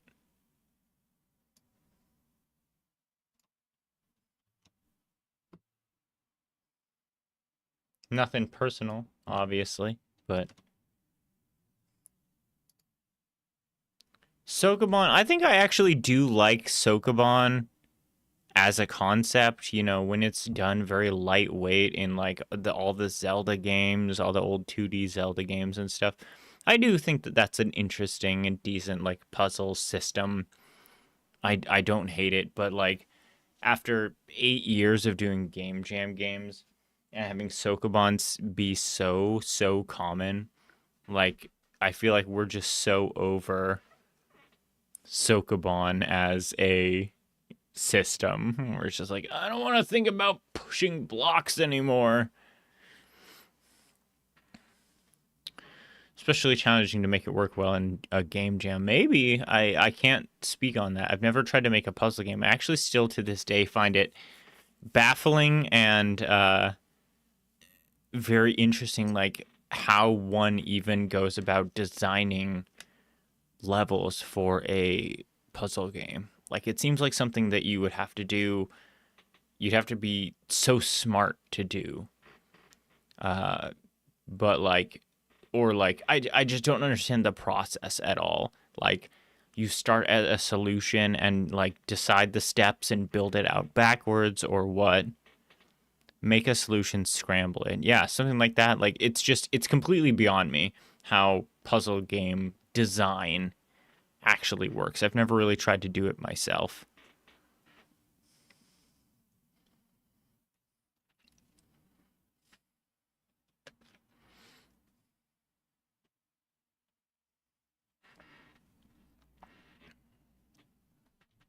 Brain dead level to introduce mechanics, sure. Slightly less brain dead, and then challenge level. But that's like pretty subjective, right? Like what constitutes brain dead?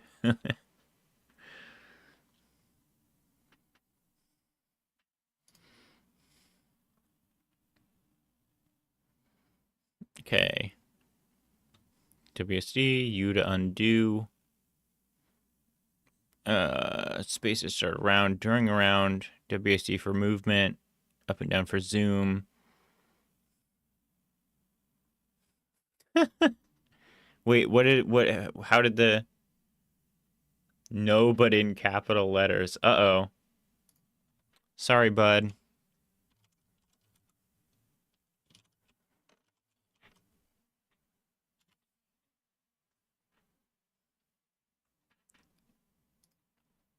Your peers have spoken. I don't think he's here.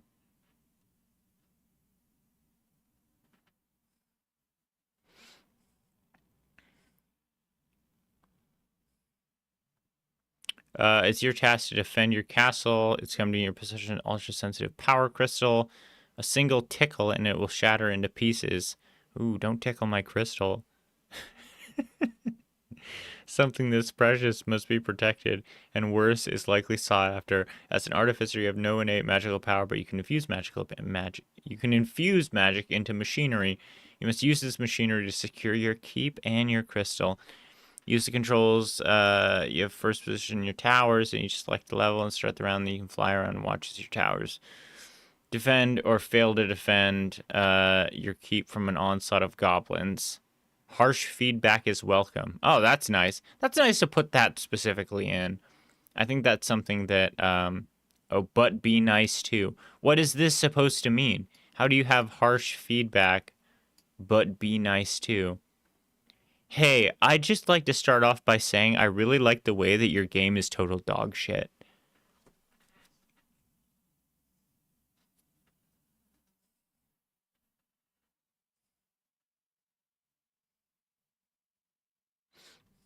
I think you really did a fantastic job, and obviously you worked very hard at making fucking trash. Some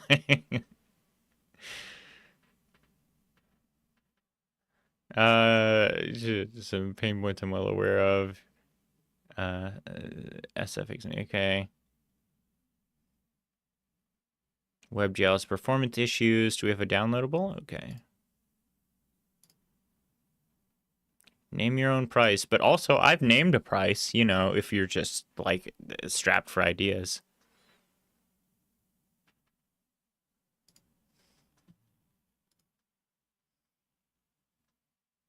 But I honestly though, I think that is a really good thing to put into your stream, to your jam game feedback system is like how much, like I've thought about that before where it's like submit your game to the queue, and also on a scale of 1 to 10, how honest do you want me to be? How much do you want me to be like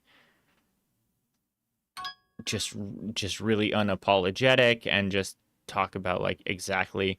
I feel like every time I play a jam game, I need to start it with the caveat of like, hey, you built something and that's fucking sick, and you should feel really good about what you did. And I don't want you to feel like what I'm saying or what I'm about to say is any criticism of you, the person.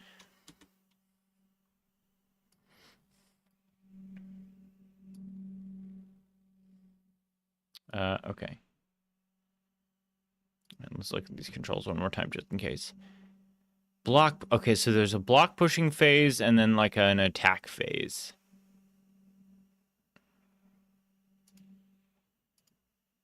We'll figure it out. So this is your keep, Artificer, and also place your store the ultra-rare, one-of-a-kind, hyper-delicate crystal? I'm going with Warhammer Goblins. Click. Continue. Enter. Skip. Silent treatment, Regardless, if you can hear me, I have brought my army to besiege your keep and take that crystal. Scary, yes, but I'm no brute. I'll give you time to adequately prepare, flee, or both. Feel free to take your time slowly pushing towers around the room or whatever. Whatever. But I will be waiting diligently out here. Press space to let me know, and my troops will immediately begin charging in.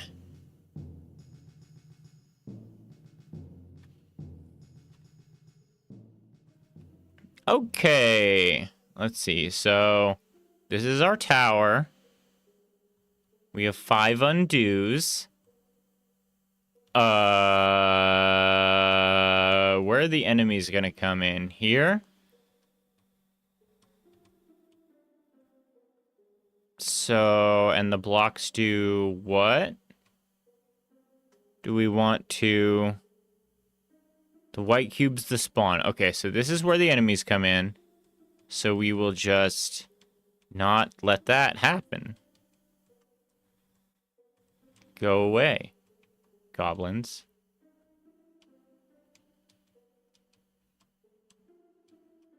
Can I only push things? Okay.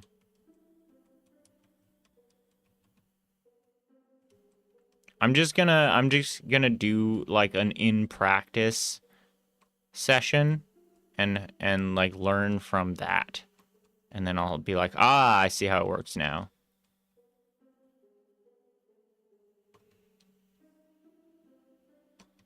Just gonna put all my blocks up here and be like, don't come in. And then...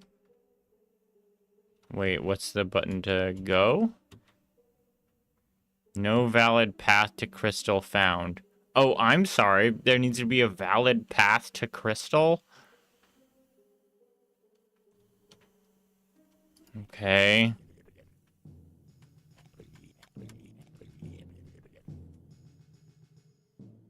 So... And what do these things do?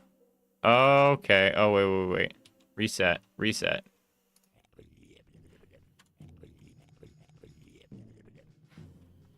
Okay, so what we actually need is... We need to push these down... Wait. Oh, did I push it too far? God damn it.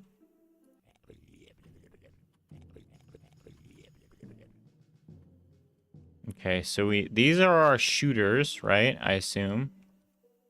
So we need this to be out here. Oh no! I did it too early. Wait, no, it might be fine. Okay, push that there. That there. And that there. So they can't get at my crystal. And put this like up here. And that down. And go get that other one.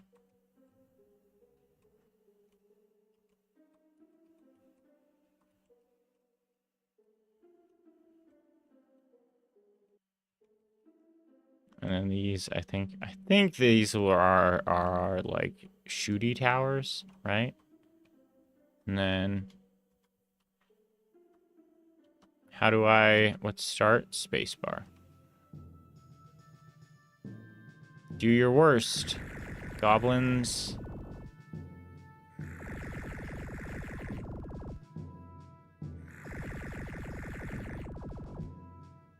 Nice. I did it. Wow, the shape of your keep has changed rapidly since our last siege, and you added another entrance for some reason. Regardless, I've returned with more troops to overwhelm your silly eyeball towers. You stand no chance. Well, you maybe stand a chance if you invented a sort of Tesla tower of some sort, one that may be connected to nearby towers to produce electrical gates we couldn't pass. but only in that scenario, and if you were to lay them out in a way to force us to pass through them. Only then would we be beaten. Regardless, I'll be out here waiting on your signals, sort the siege. Best of luck, Artificer. Okay, I have to assume these are our Tesla towers. And we got some spawns.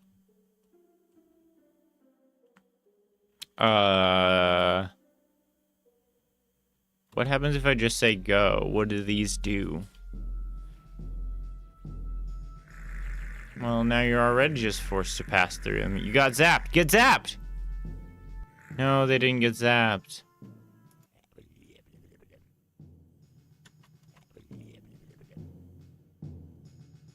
Electrical gates we couldn't pass. They can't,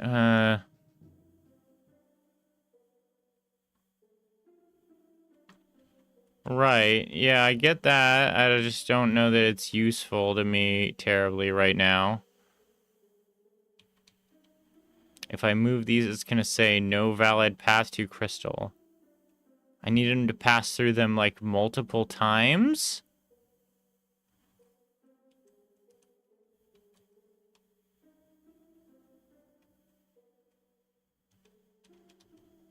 Because the first time I did it, it just made kind of like a square.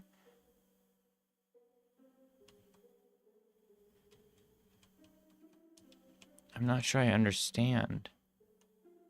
Like, I want them to do like a loop-de-loop?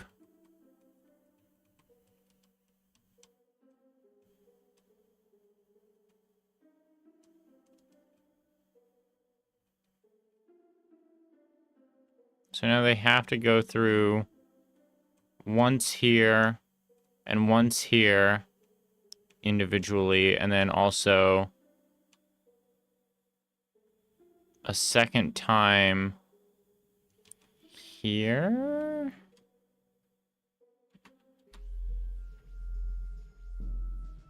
How many times do they have to pass through the electricity to die? Twice? No, twice isn't enough. I don't understand. 4 passes?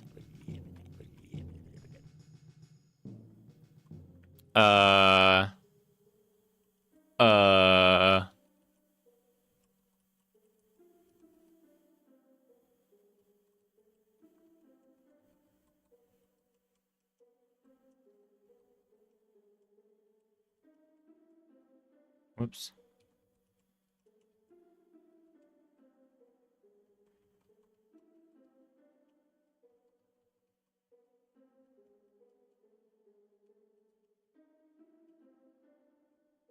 Oh, crud.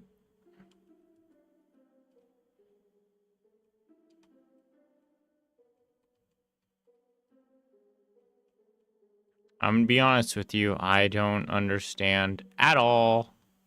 I am just guessing.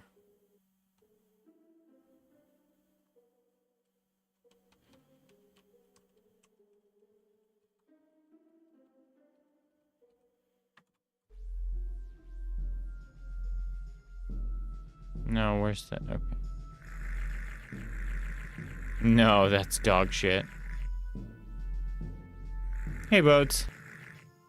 Okay, I don't understand. Like, I feel like, especially here for the first section where there is actual Tesla towers, it's not really doing a very good job. Like, I don't have a strong vision of what the game expects of me. I don't understand the provisions of the individual Tesla towers. It seems like if they're in a certain distance of each other, they interact, but I don't really get what that distance is.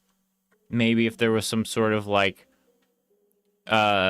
illusory connection graphically here that's like, hey, these are how these Tesla towers are going to connect. And so you can build around that assumption. like that established system. Like, I kind of get what it's doing, but I don't actually understand it at all. And so it immediately becomes very, like, fumbly.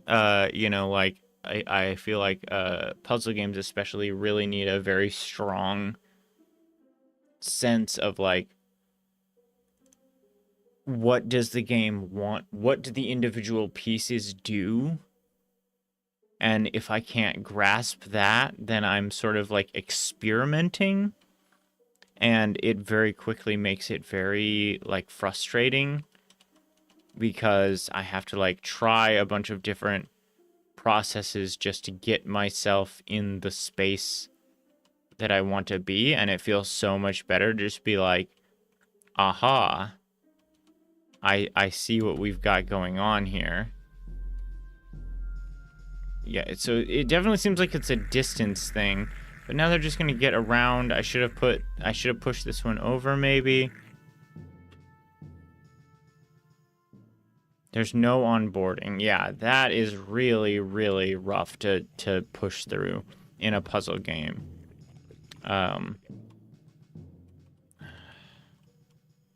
Like, I think anything that I actually do at this point that solves for it.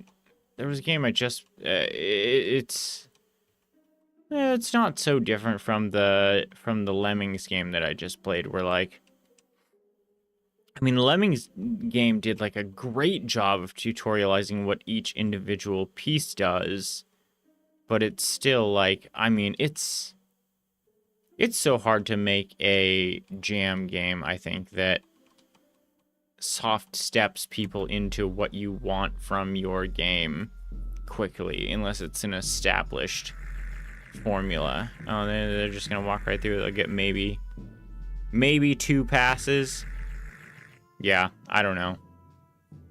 I feel like I'm just grasping at something I don't understand at all, which makes it really hard to stick to it. I think that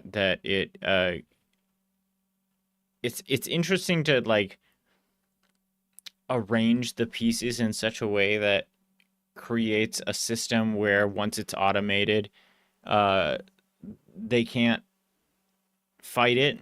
But I think that at least with that one, and I could be wrong, but at least with that one, it feels like there's sort of that level in particular. I'm saying there's like one specific correct answer that makes it like work, and without having a really good understanding of the way that the individual pieces work, it's really hard to give the game that correct answer. And if it was either A, the system was tutorialized better, which game jam problems, or B, there was a much broader end of like what kind of setup would actually solve for it.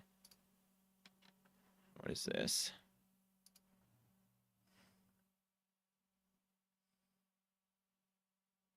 Oh, there are several solutions. Okay. Oh, interesting. Okay.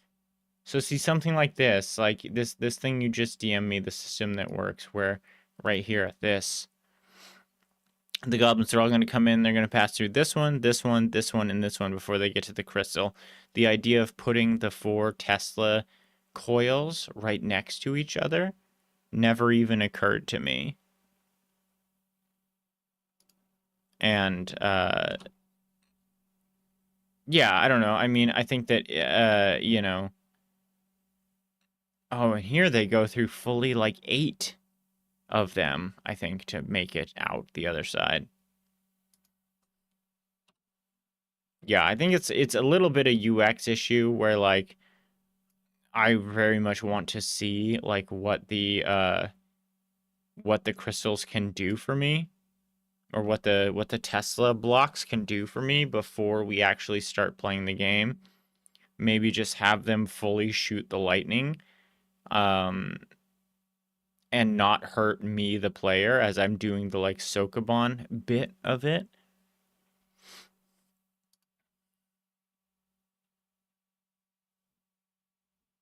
Yeah, I think so. I agree. Also, like, I would take my criticisms on this stuff with a grain of salt because, uh, A, I'm not a huge fan of Sokobans. They're kind of played out for us. And B, I personally am also not a huge fan of tower defense games. So I'm not the best person to get feedback from on like what truly works well. Um, it's it's gonna like it would be a triumph to create a tower defense game that I was like, this feels so great. I love this game. Like even the games like what's that game? I'm trying to think of it now. The it's called like oh god damn it. There is a tower defense game where you have to protect crystals, and the first phase of the game is placing turrets and shit. And then the second phase of the game is a like action game where you're playing as like a wizard and you run around and shoot the like orc invaders in addition to having the turrets. Kind of like what I guess Fortnite was maybe initially planned to be, where it like tries to marry tower defense with action game to give you that more like even if you're not good at tower defense, if you're good at action games, you can make up for it by like being optimized in that way. Uh, Dungeon Defenders, is that what it's called? Even games like that, it's like really really tough to like sell me on. It's kind of the like defend the objective first person shooter trope, and that is like, yeah, I don't know, it's cool and everything, but I think maybe I like more the run into a building and kill everything sort of uh game objective overall. I don't know. I think if you've gotten outside of the tutorialization good feedback on this from people who play a lot of tower defense games, I would keep working on it. But I have a hard time speaking on whether or not the system works as designed to be like truly exciting and innovative in that way because I just don't have the experience as a player. I'll agree with you there. I think that the tower defense element is an interesting spin on Sokoban, although even there, I think if I was a tower defense fan, I would maybe find the Sokoban thing like a frustrating and unnecessary puzzle element on my tower defense game. It's always very hard to like marry genres in that way. Oh shoot, I didn't change the name. Well, I didn't save that I changed the name. That's a bummer.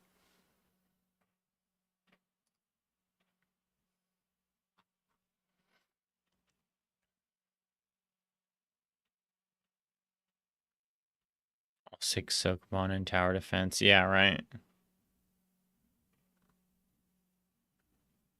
Yeah, marrying any two marrying any two genres is always going to be like kind of a crapshoot.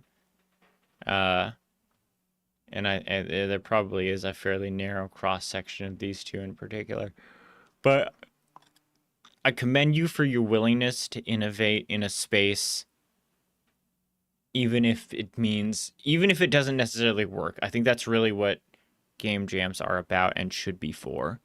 It's like, hey, what if I mixed Sokoban and tower defense? Does that work? And the answer is, even if the answer is like, no, like, you learned one way to not make a light bulb, and like, okay, on to the next, you know? I think that's exactly what a game jam should be for. I think it's exactly those kind of bold experiments that you should, you know, strive for. Like, might as well experiment, might as well do something crazy. Who knows? Maybe it'll surprise you, you know?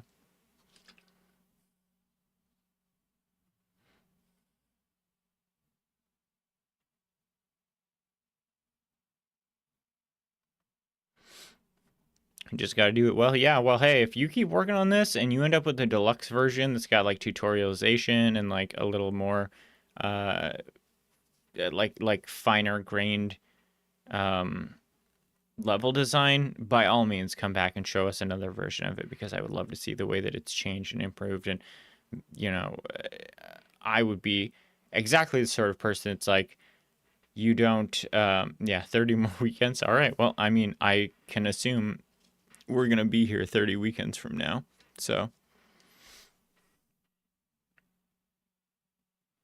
since you have 9 to 5, my condolences.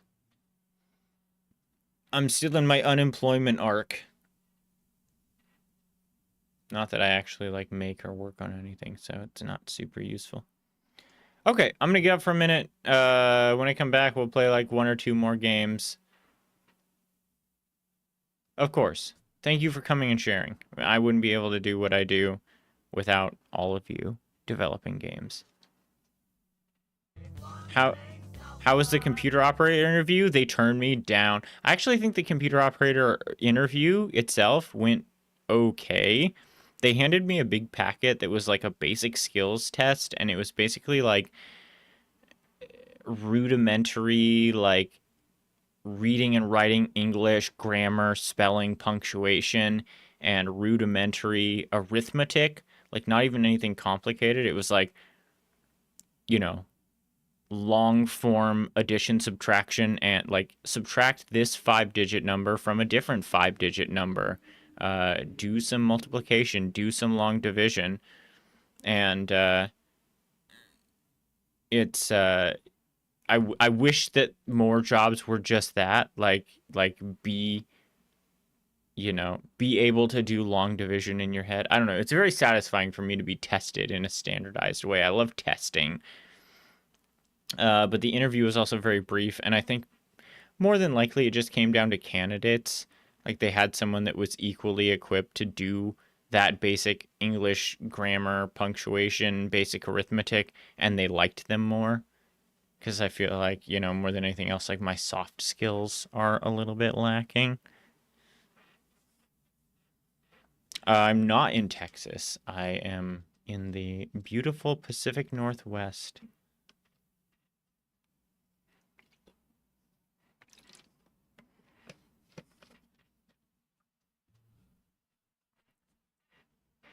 All right, I'll be right back. I'm gonna go use the bathroom and that, and then when I come back, we'll play like 1 or 2 more, and then after that, take off for the night.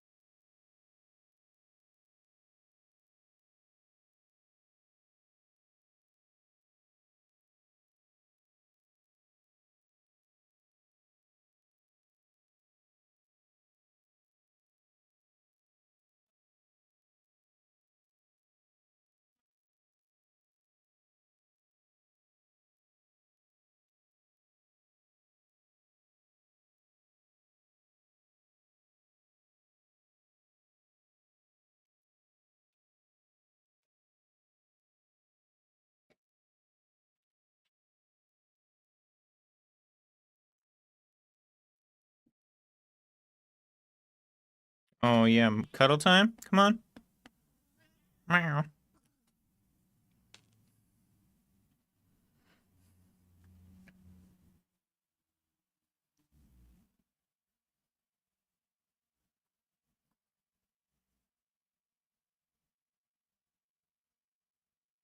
Yeah, I really wish the face detector saw him.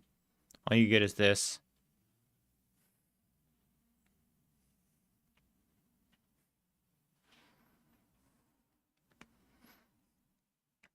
Although I can get you a wealth of cat pictures if you're interested. Come find me on the Discord. I have a disgusting amount of cat pictures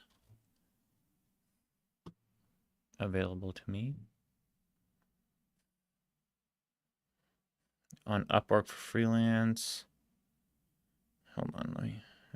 Okay.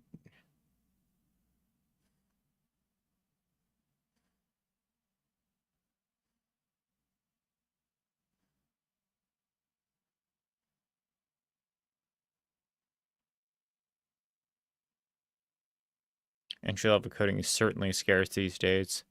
That's the impression I get.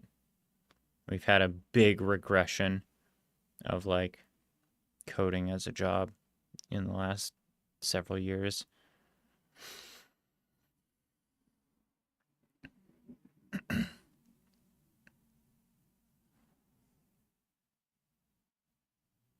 Also, Boats, you're not in Texas, right? You're up north ways. But I guess that kind of thing you can do freelance or you can do remote work.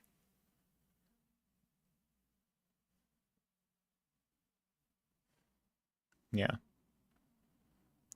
Dexter, I've never watched any Dexter at all. But the internet has been serving me a lot of that newer Dexter show where he meets up with the serial killer like meetup with Peter Dinklage. And that has got me quasi interested enough to be like, maybe I should go back and watch. Like, I feel like we're far past enough to that I could be like, oh, maybe I should go watch original Dexter and be like, maybe I'll be interested in this.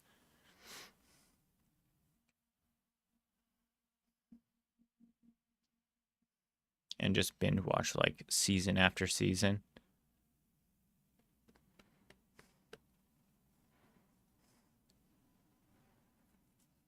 Yeah, best as I can tell, the whole new season is about like he kills some guy who gets an invitation to go to a serial killer meetup that's like, come meet other serial killers. And then he meets Neil Patrick Harris as a serial killer and a couple of other celebrities. I think the Jessica Jones lady is one of the serial killers. And he meets all these people and is like, well, gonna have to kill all these serial killers.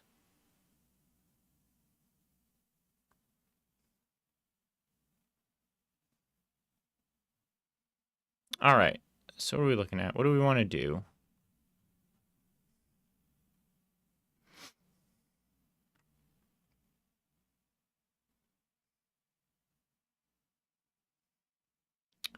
Decision-based puzzle adventure.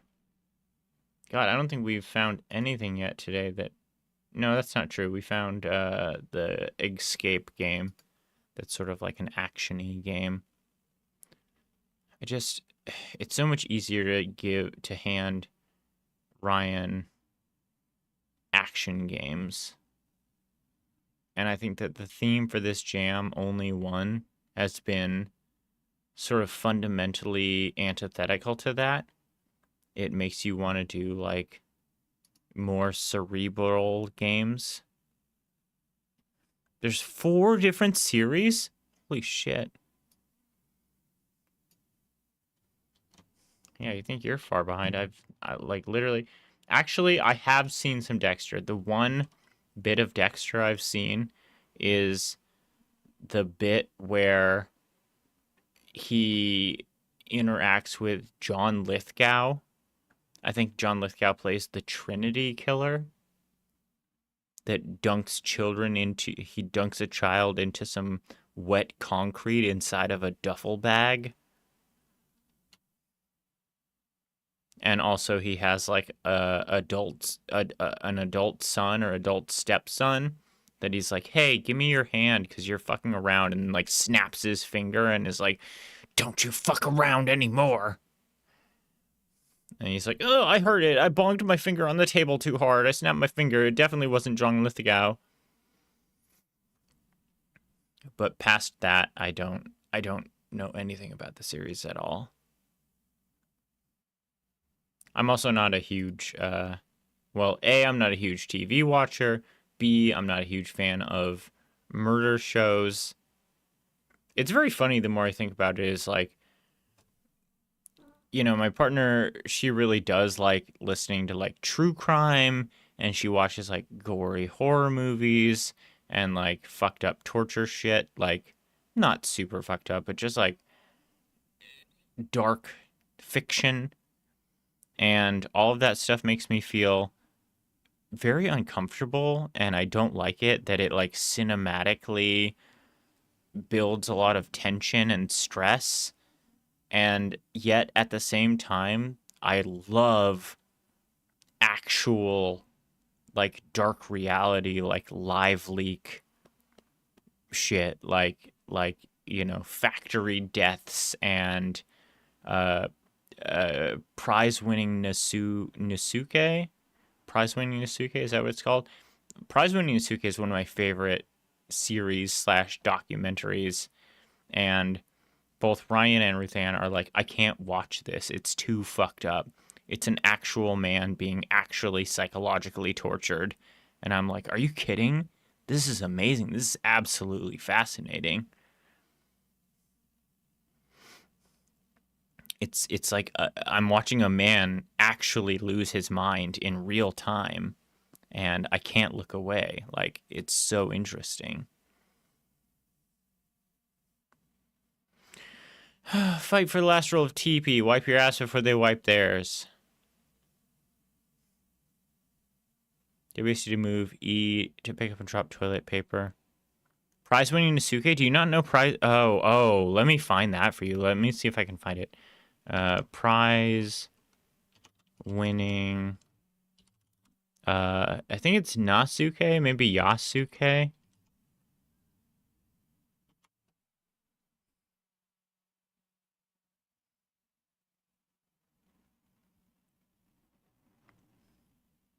Maybe it's Nasuke. Nasubi. Prize-winning Nasubi.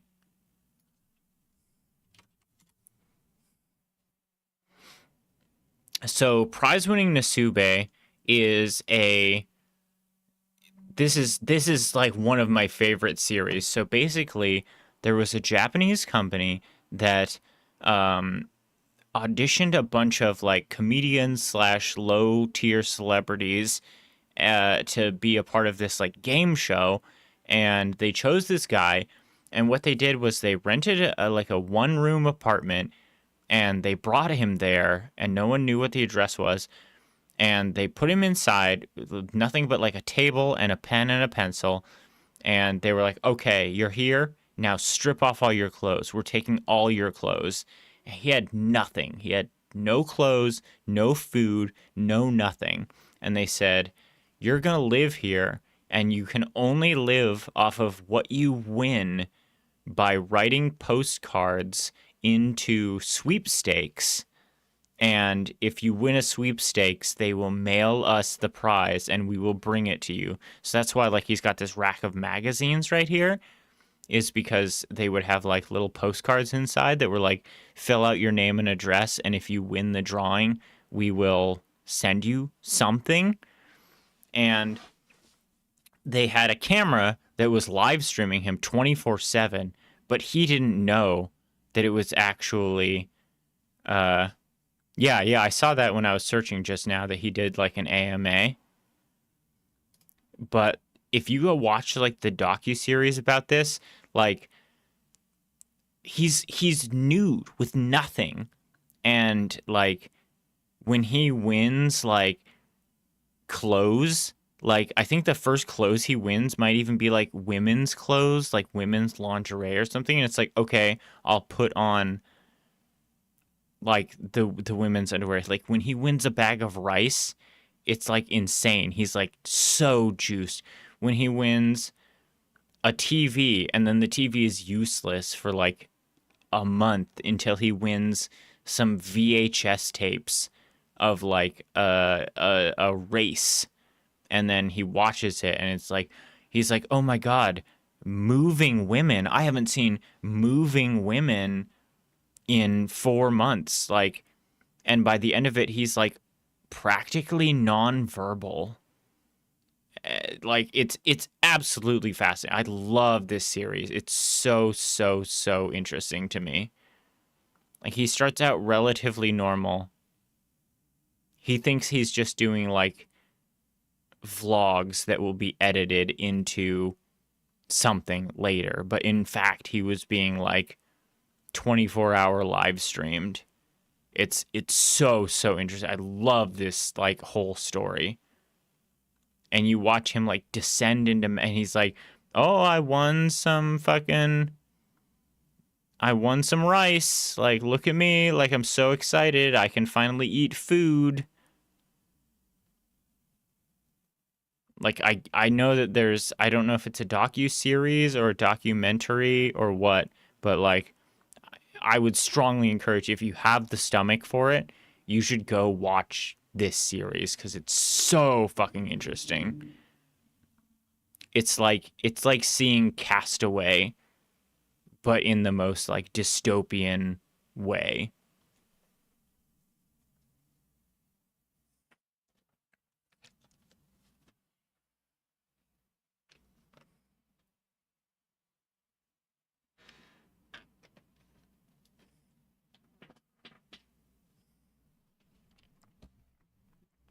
And yeah, both Ryan and Ruth Ann are like, is it the one called The Contestant? I don't know. I don't remember which actual like movie I watched about it. It must be something that's freely available on like YouTube or something, because I don't really subscribe to any of those streaming services or anything.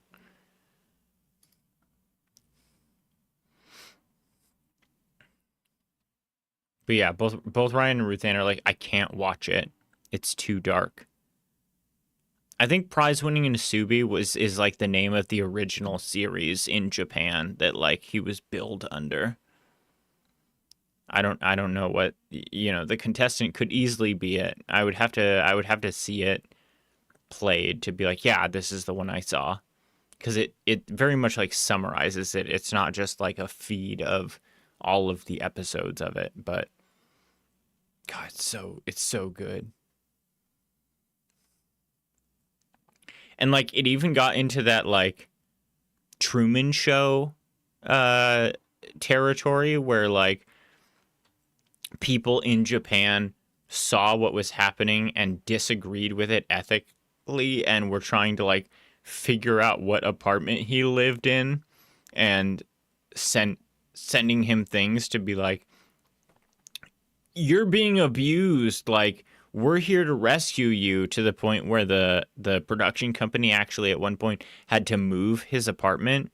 They like blindfolded him and moved him and all of his stuff to a different apartment because society at large like figured out where he was and were trying to like get in and be like, "Here's money and food, like stop doing this for them, it's fucked up." And I think when the series wrapped up, did they have that?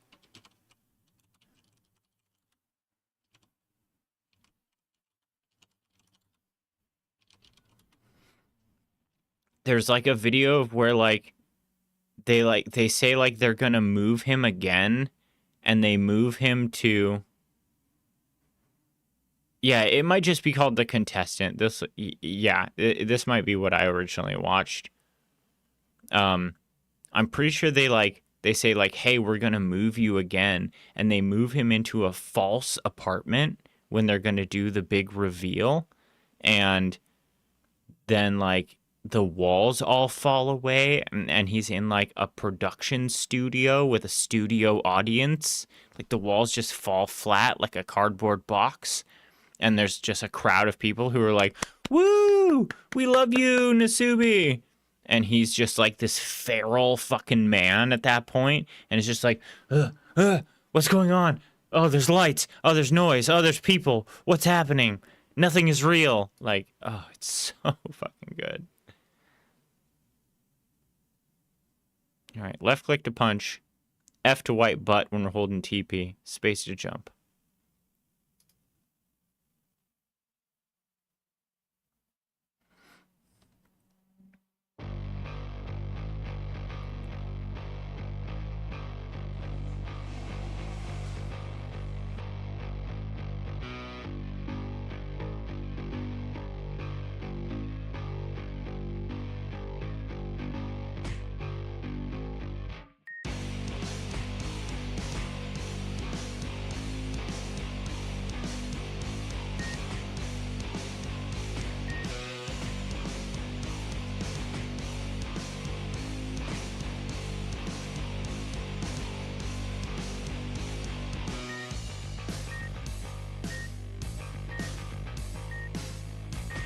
Damn it.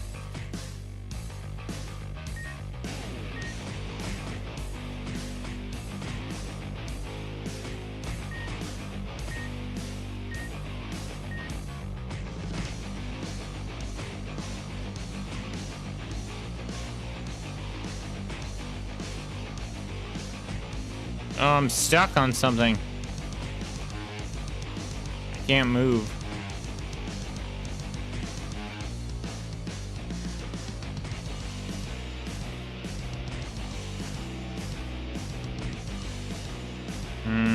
I don't know how I'm gonna get out of this.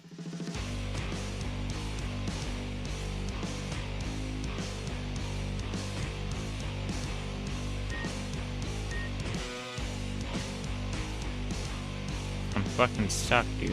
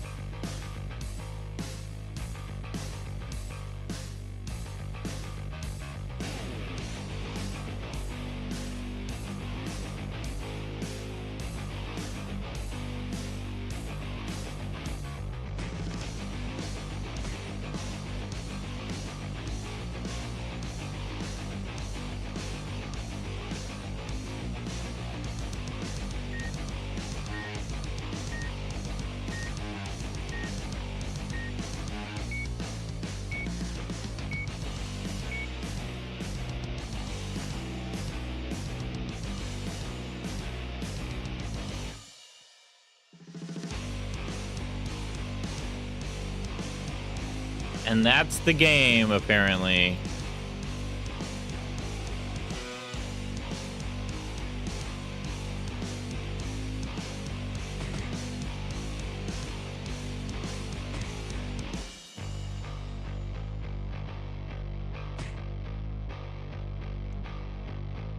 I don't know.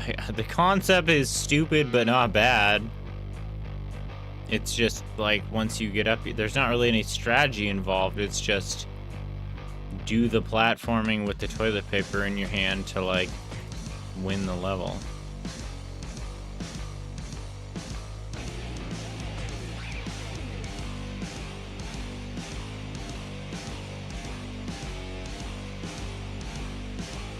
It's a really good start to a funny, stupid premise.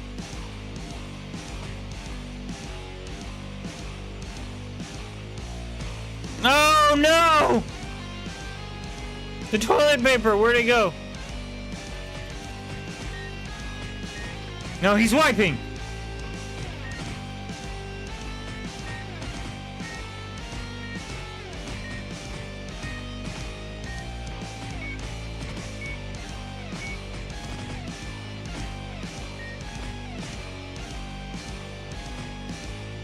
No, it's in the lava. Where'd the TP go? There it is.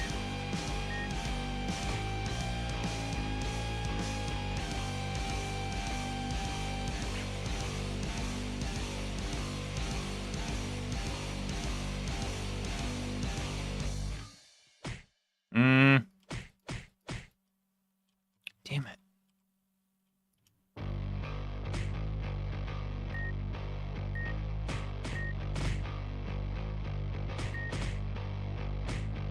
Damn. Oh, shit.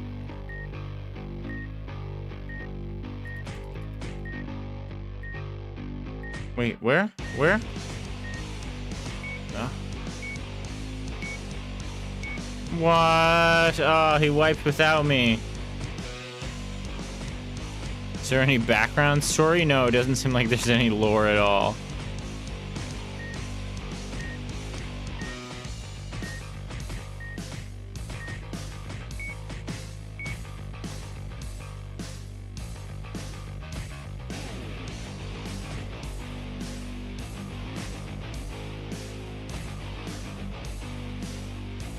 Seems as long as you get the TP early. The jam theme was only one.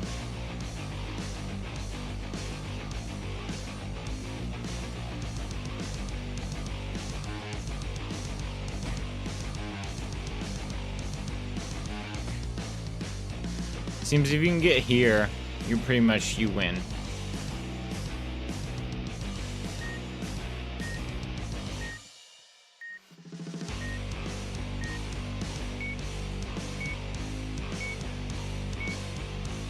You wipe your ass, you win.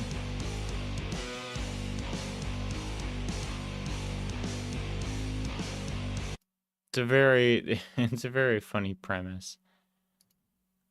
So, are you guys familiar with Will McDaniel? He's like he's a YouTube comedian who does a bunch of practical effects stuff. Here, I'm gonna show you something.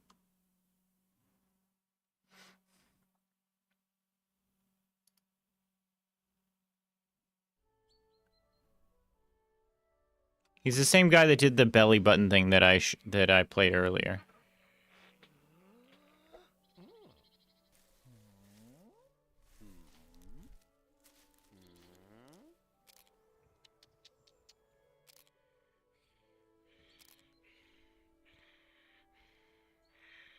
Hello there. Oh, and who is this tall drink of handsome?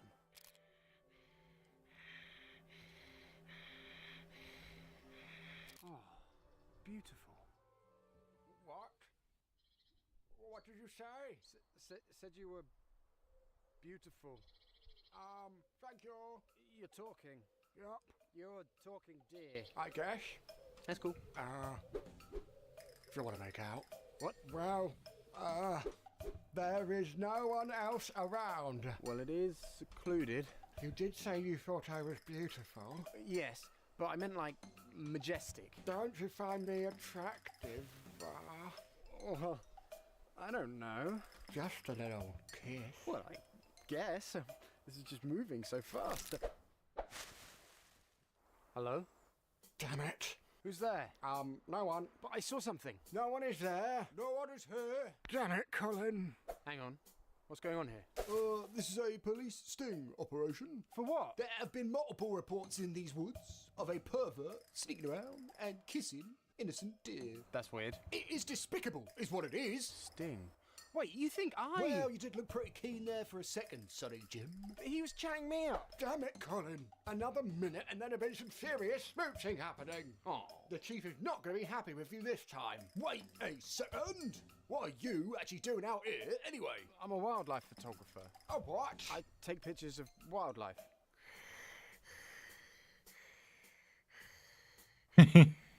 Your wildlife. You were taking pictures of me? Candid photography? Taking creepy pictures of me to take home and kiss in private.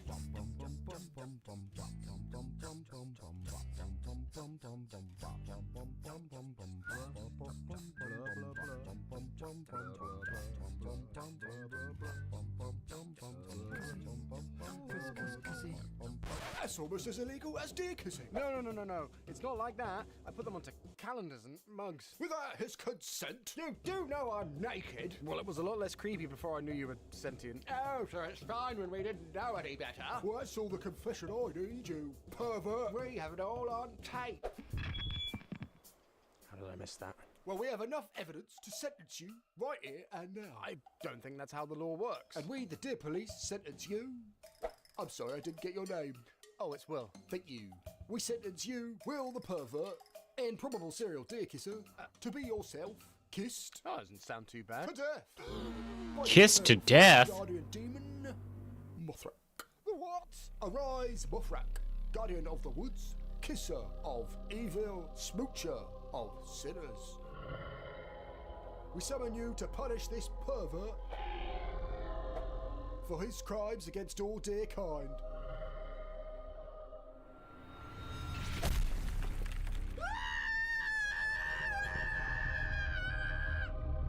Ooh, it's got mouths for nipples.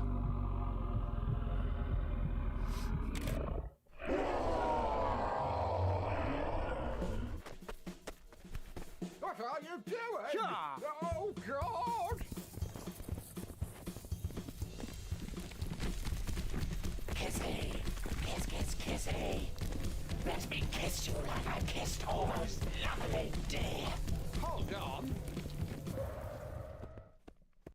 What did you say? I kissed all those lovely deer. Wait a second. Are you saying that you're the one who's been sneaking around and kissing all these deer? Whoopsie. Oh, Mothrak. Oh, Mothrak.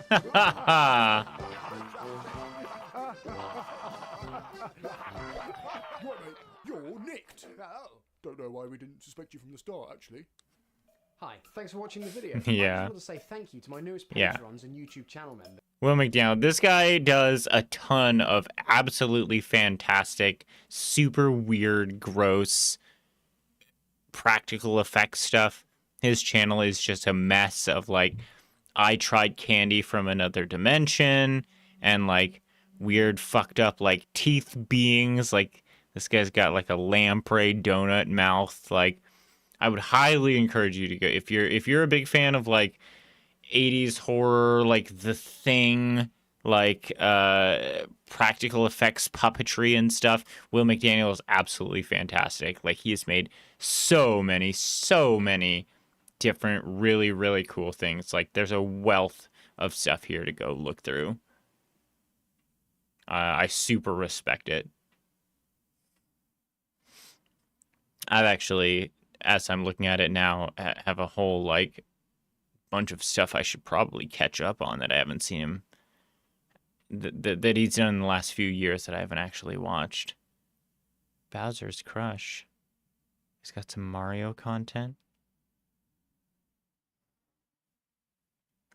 Claymation. Lamprey mouths. It's very good. It's very, very good. I've got nothing but love for this kind of a creative.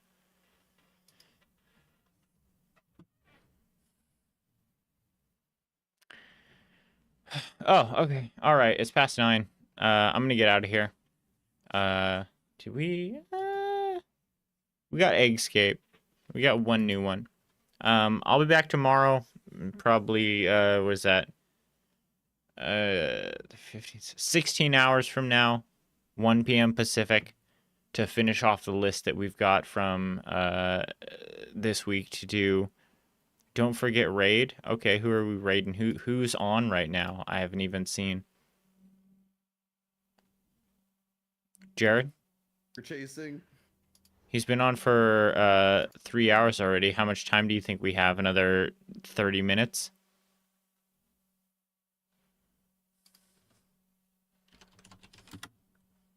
We'll send everybody over to Coleslaw. It's fun. It's actually great over there. He's got Discord Bros, which is very clutch for a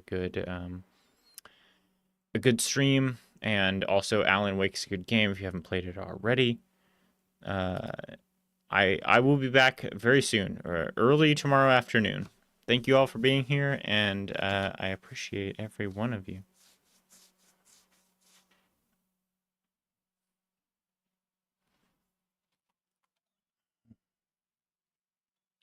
Oh, Pagorli, also you got unmodded. I don't know if you noticed. Bad Cop came in and was like, whoa, whoa, whoa. You modded Pagorli? You can't trust that guy. And it was like, should we unmod Pagorli?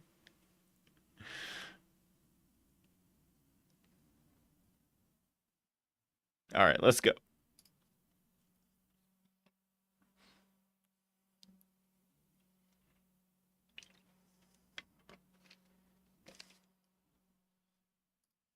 Same strategy. Fun base, thank you. How are you doing, Fun Base?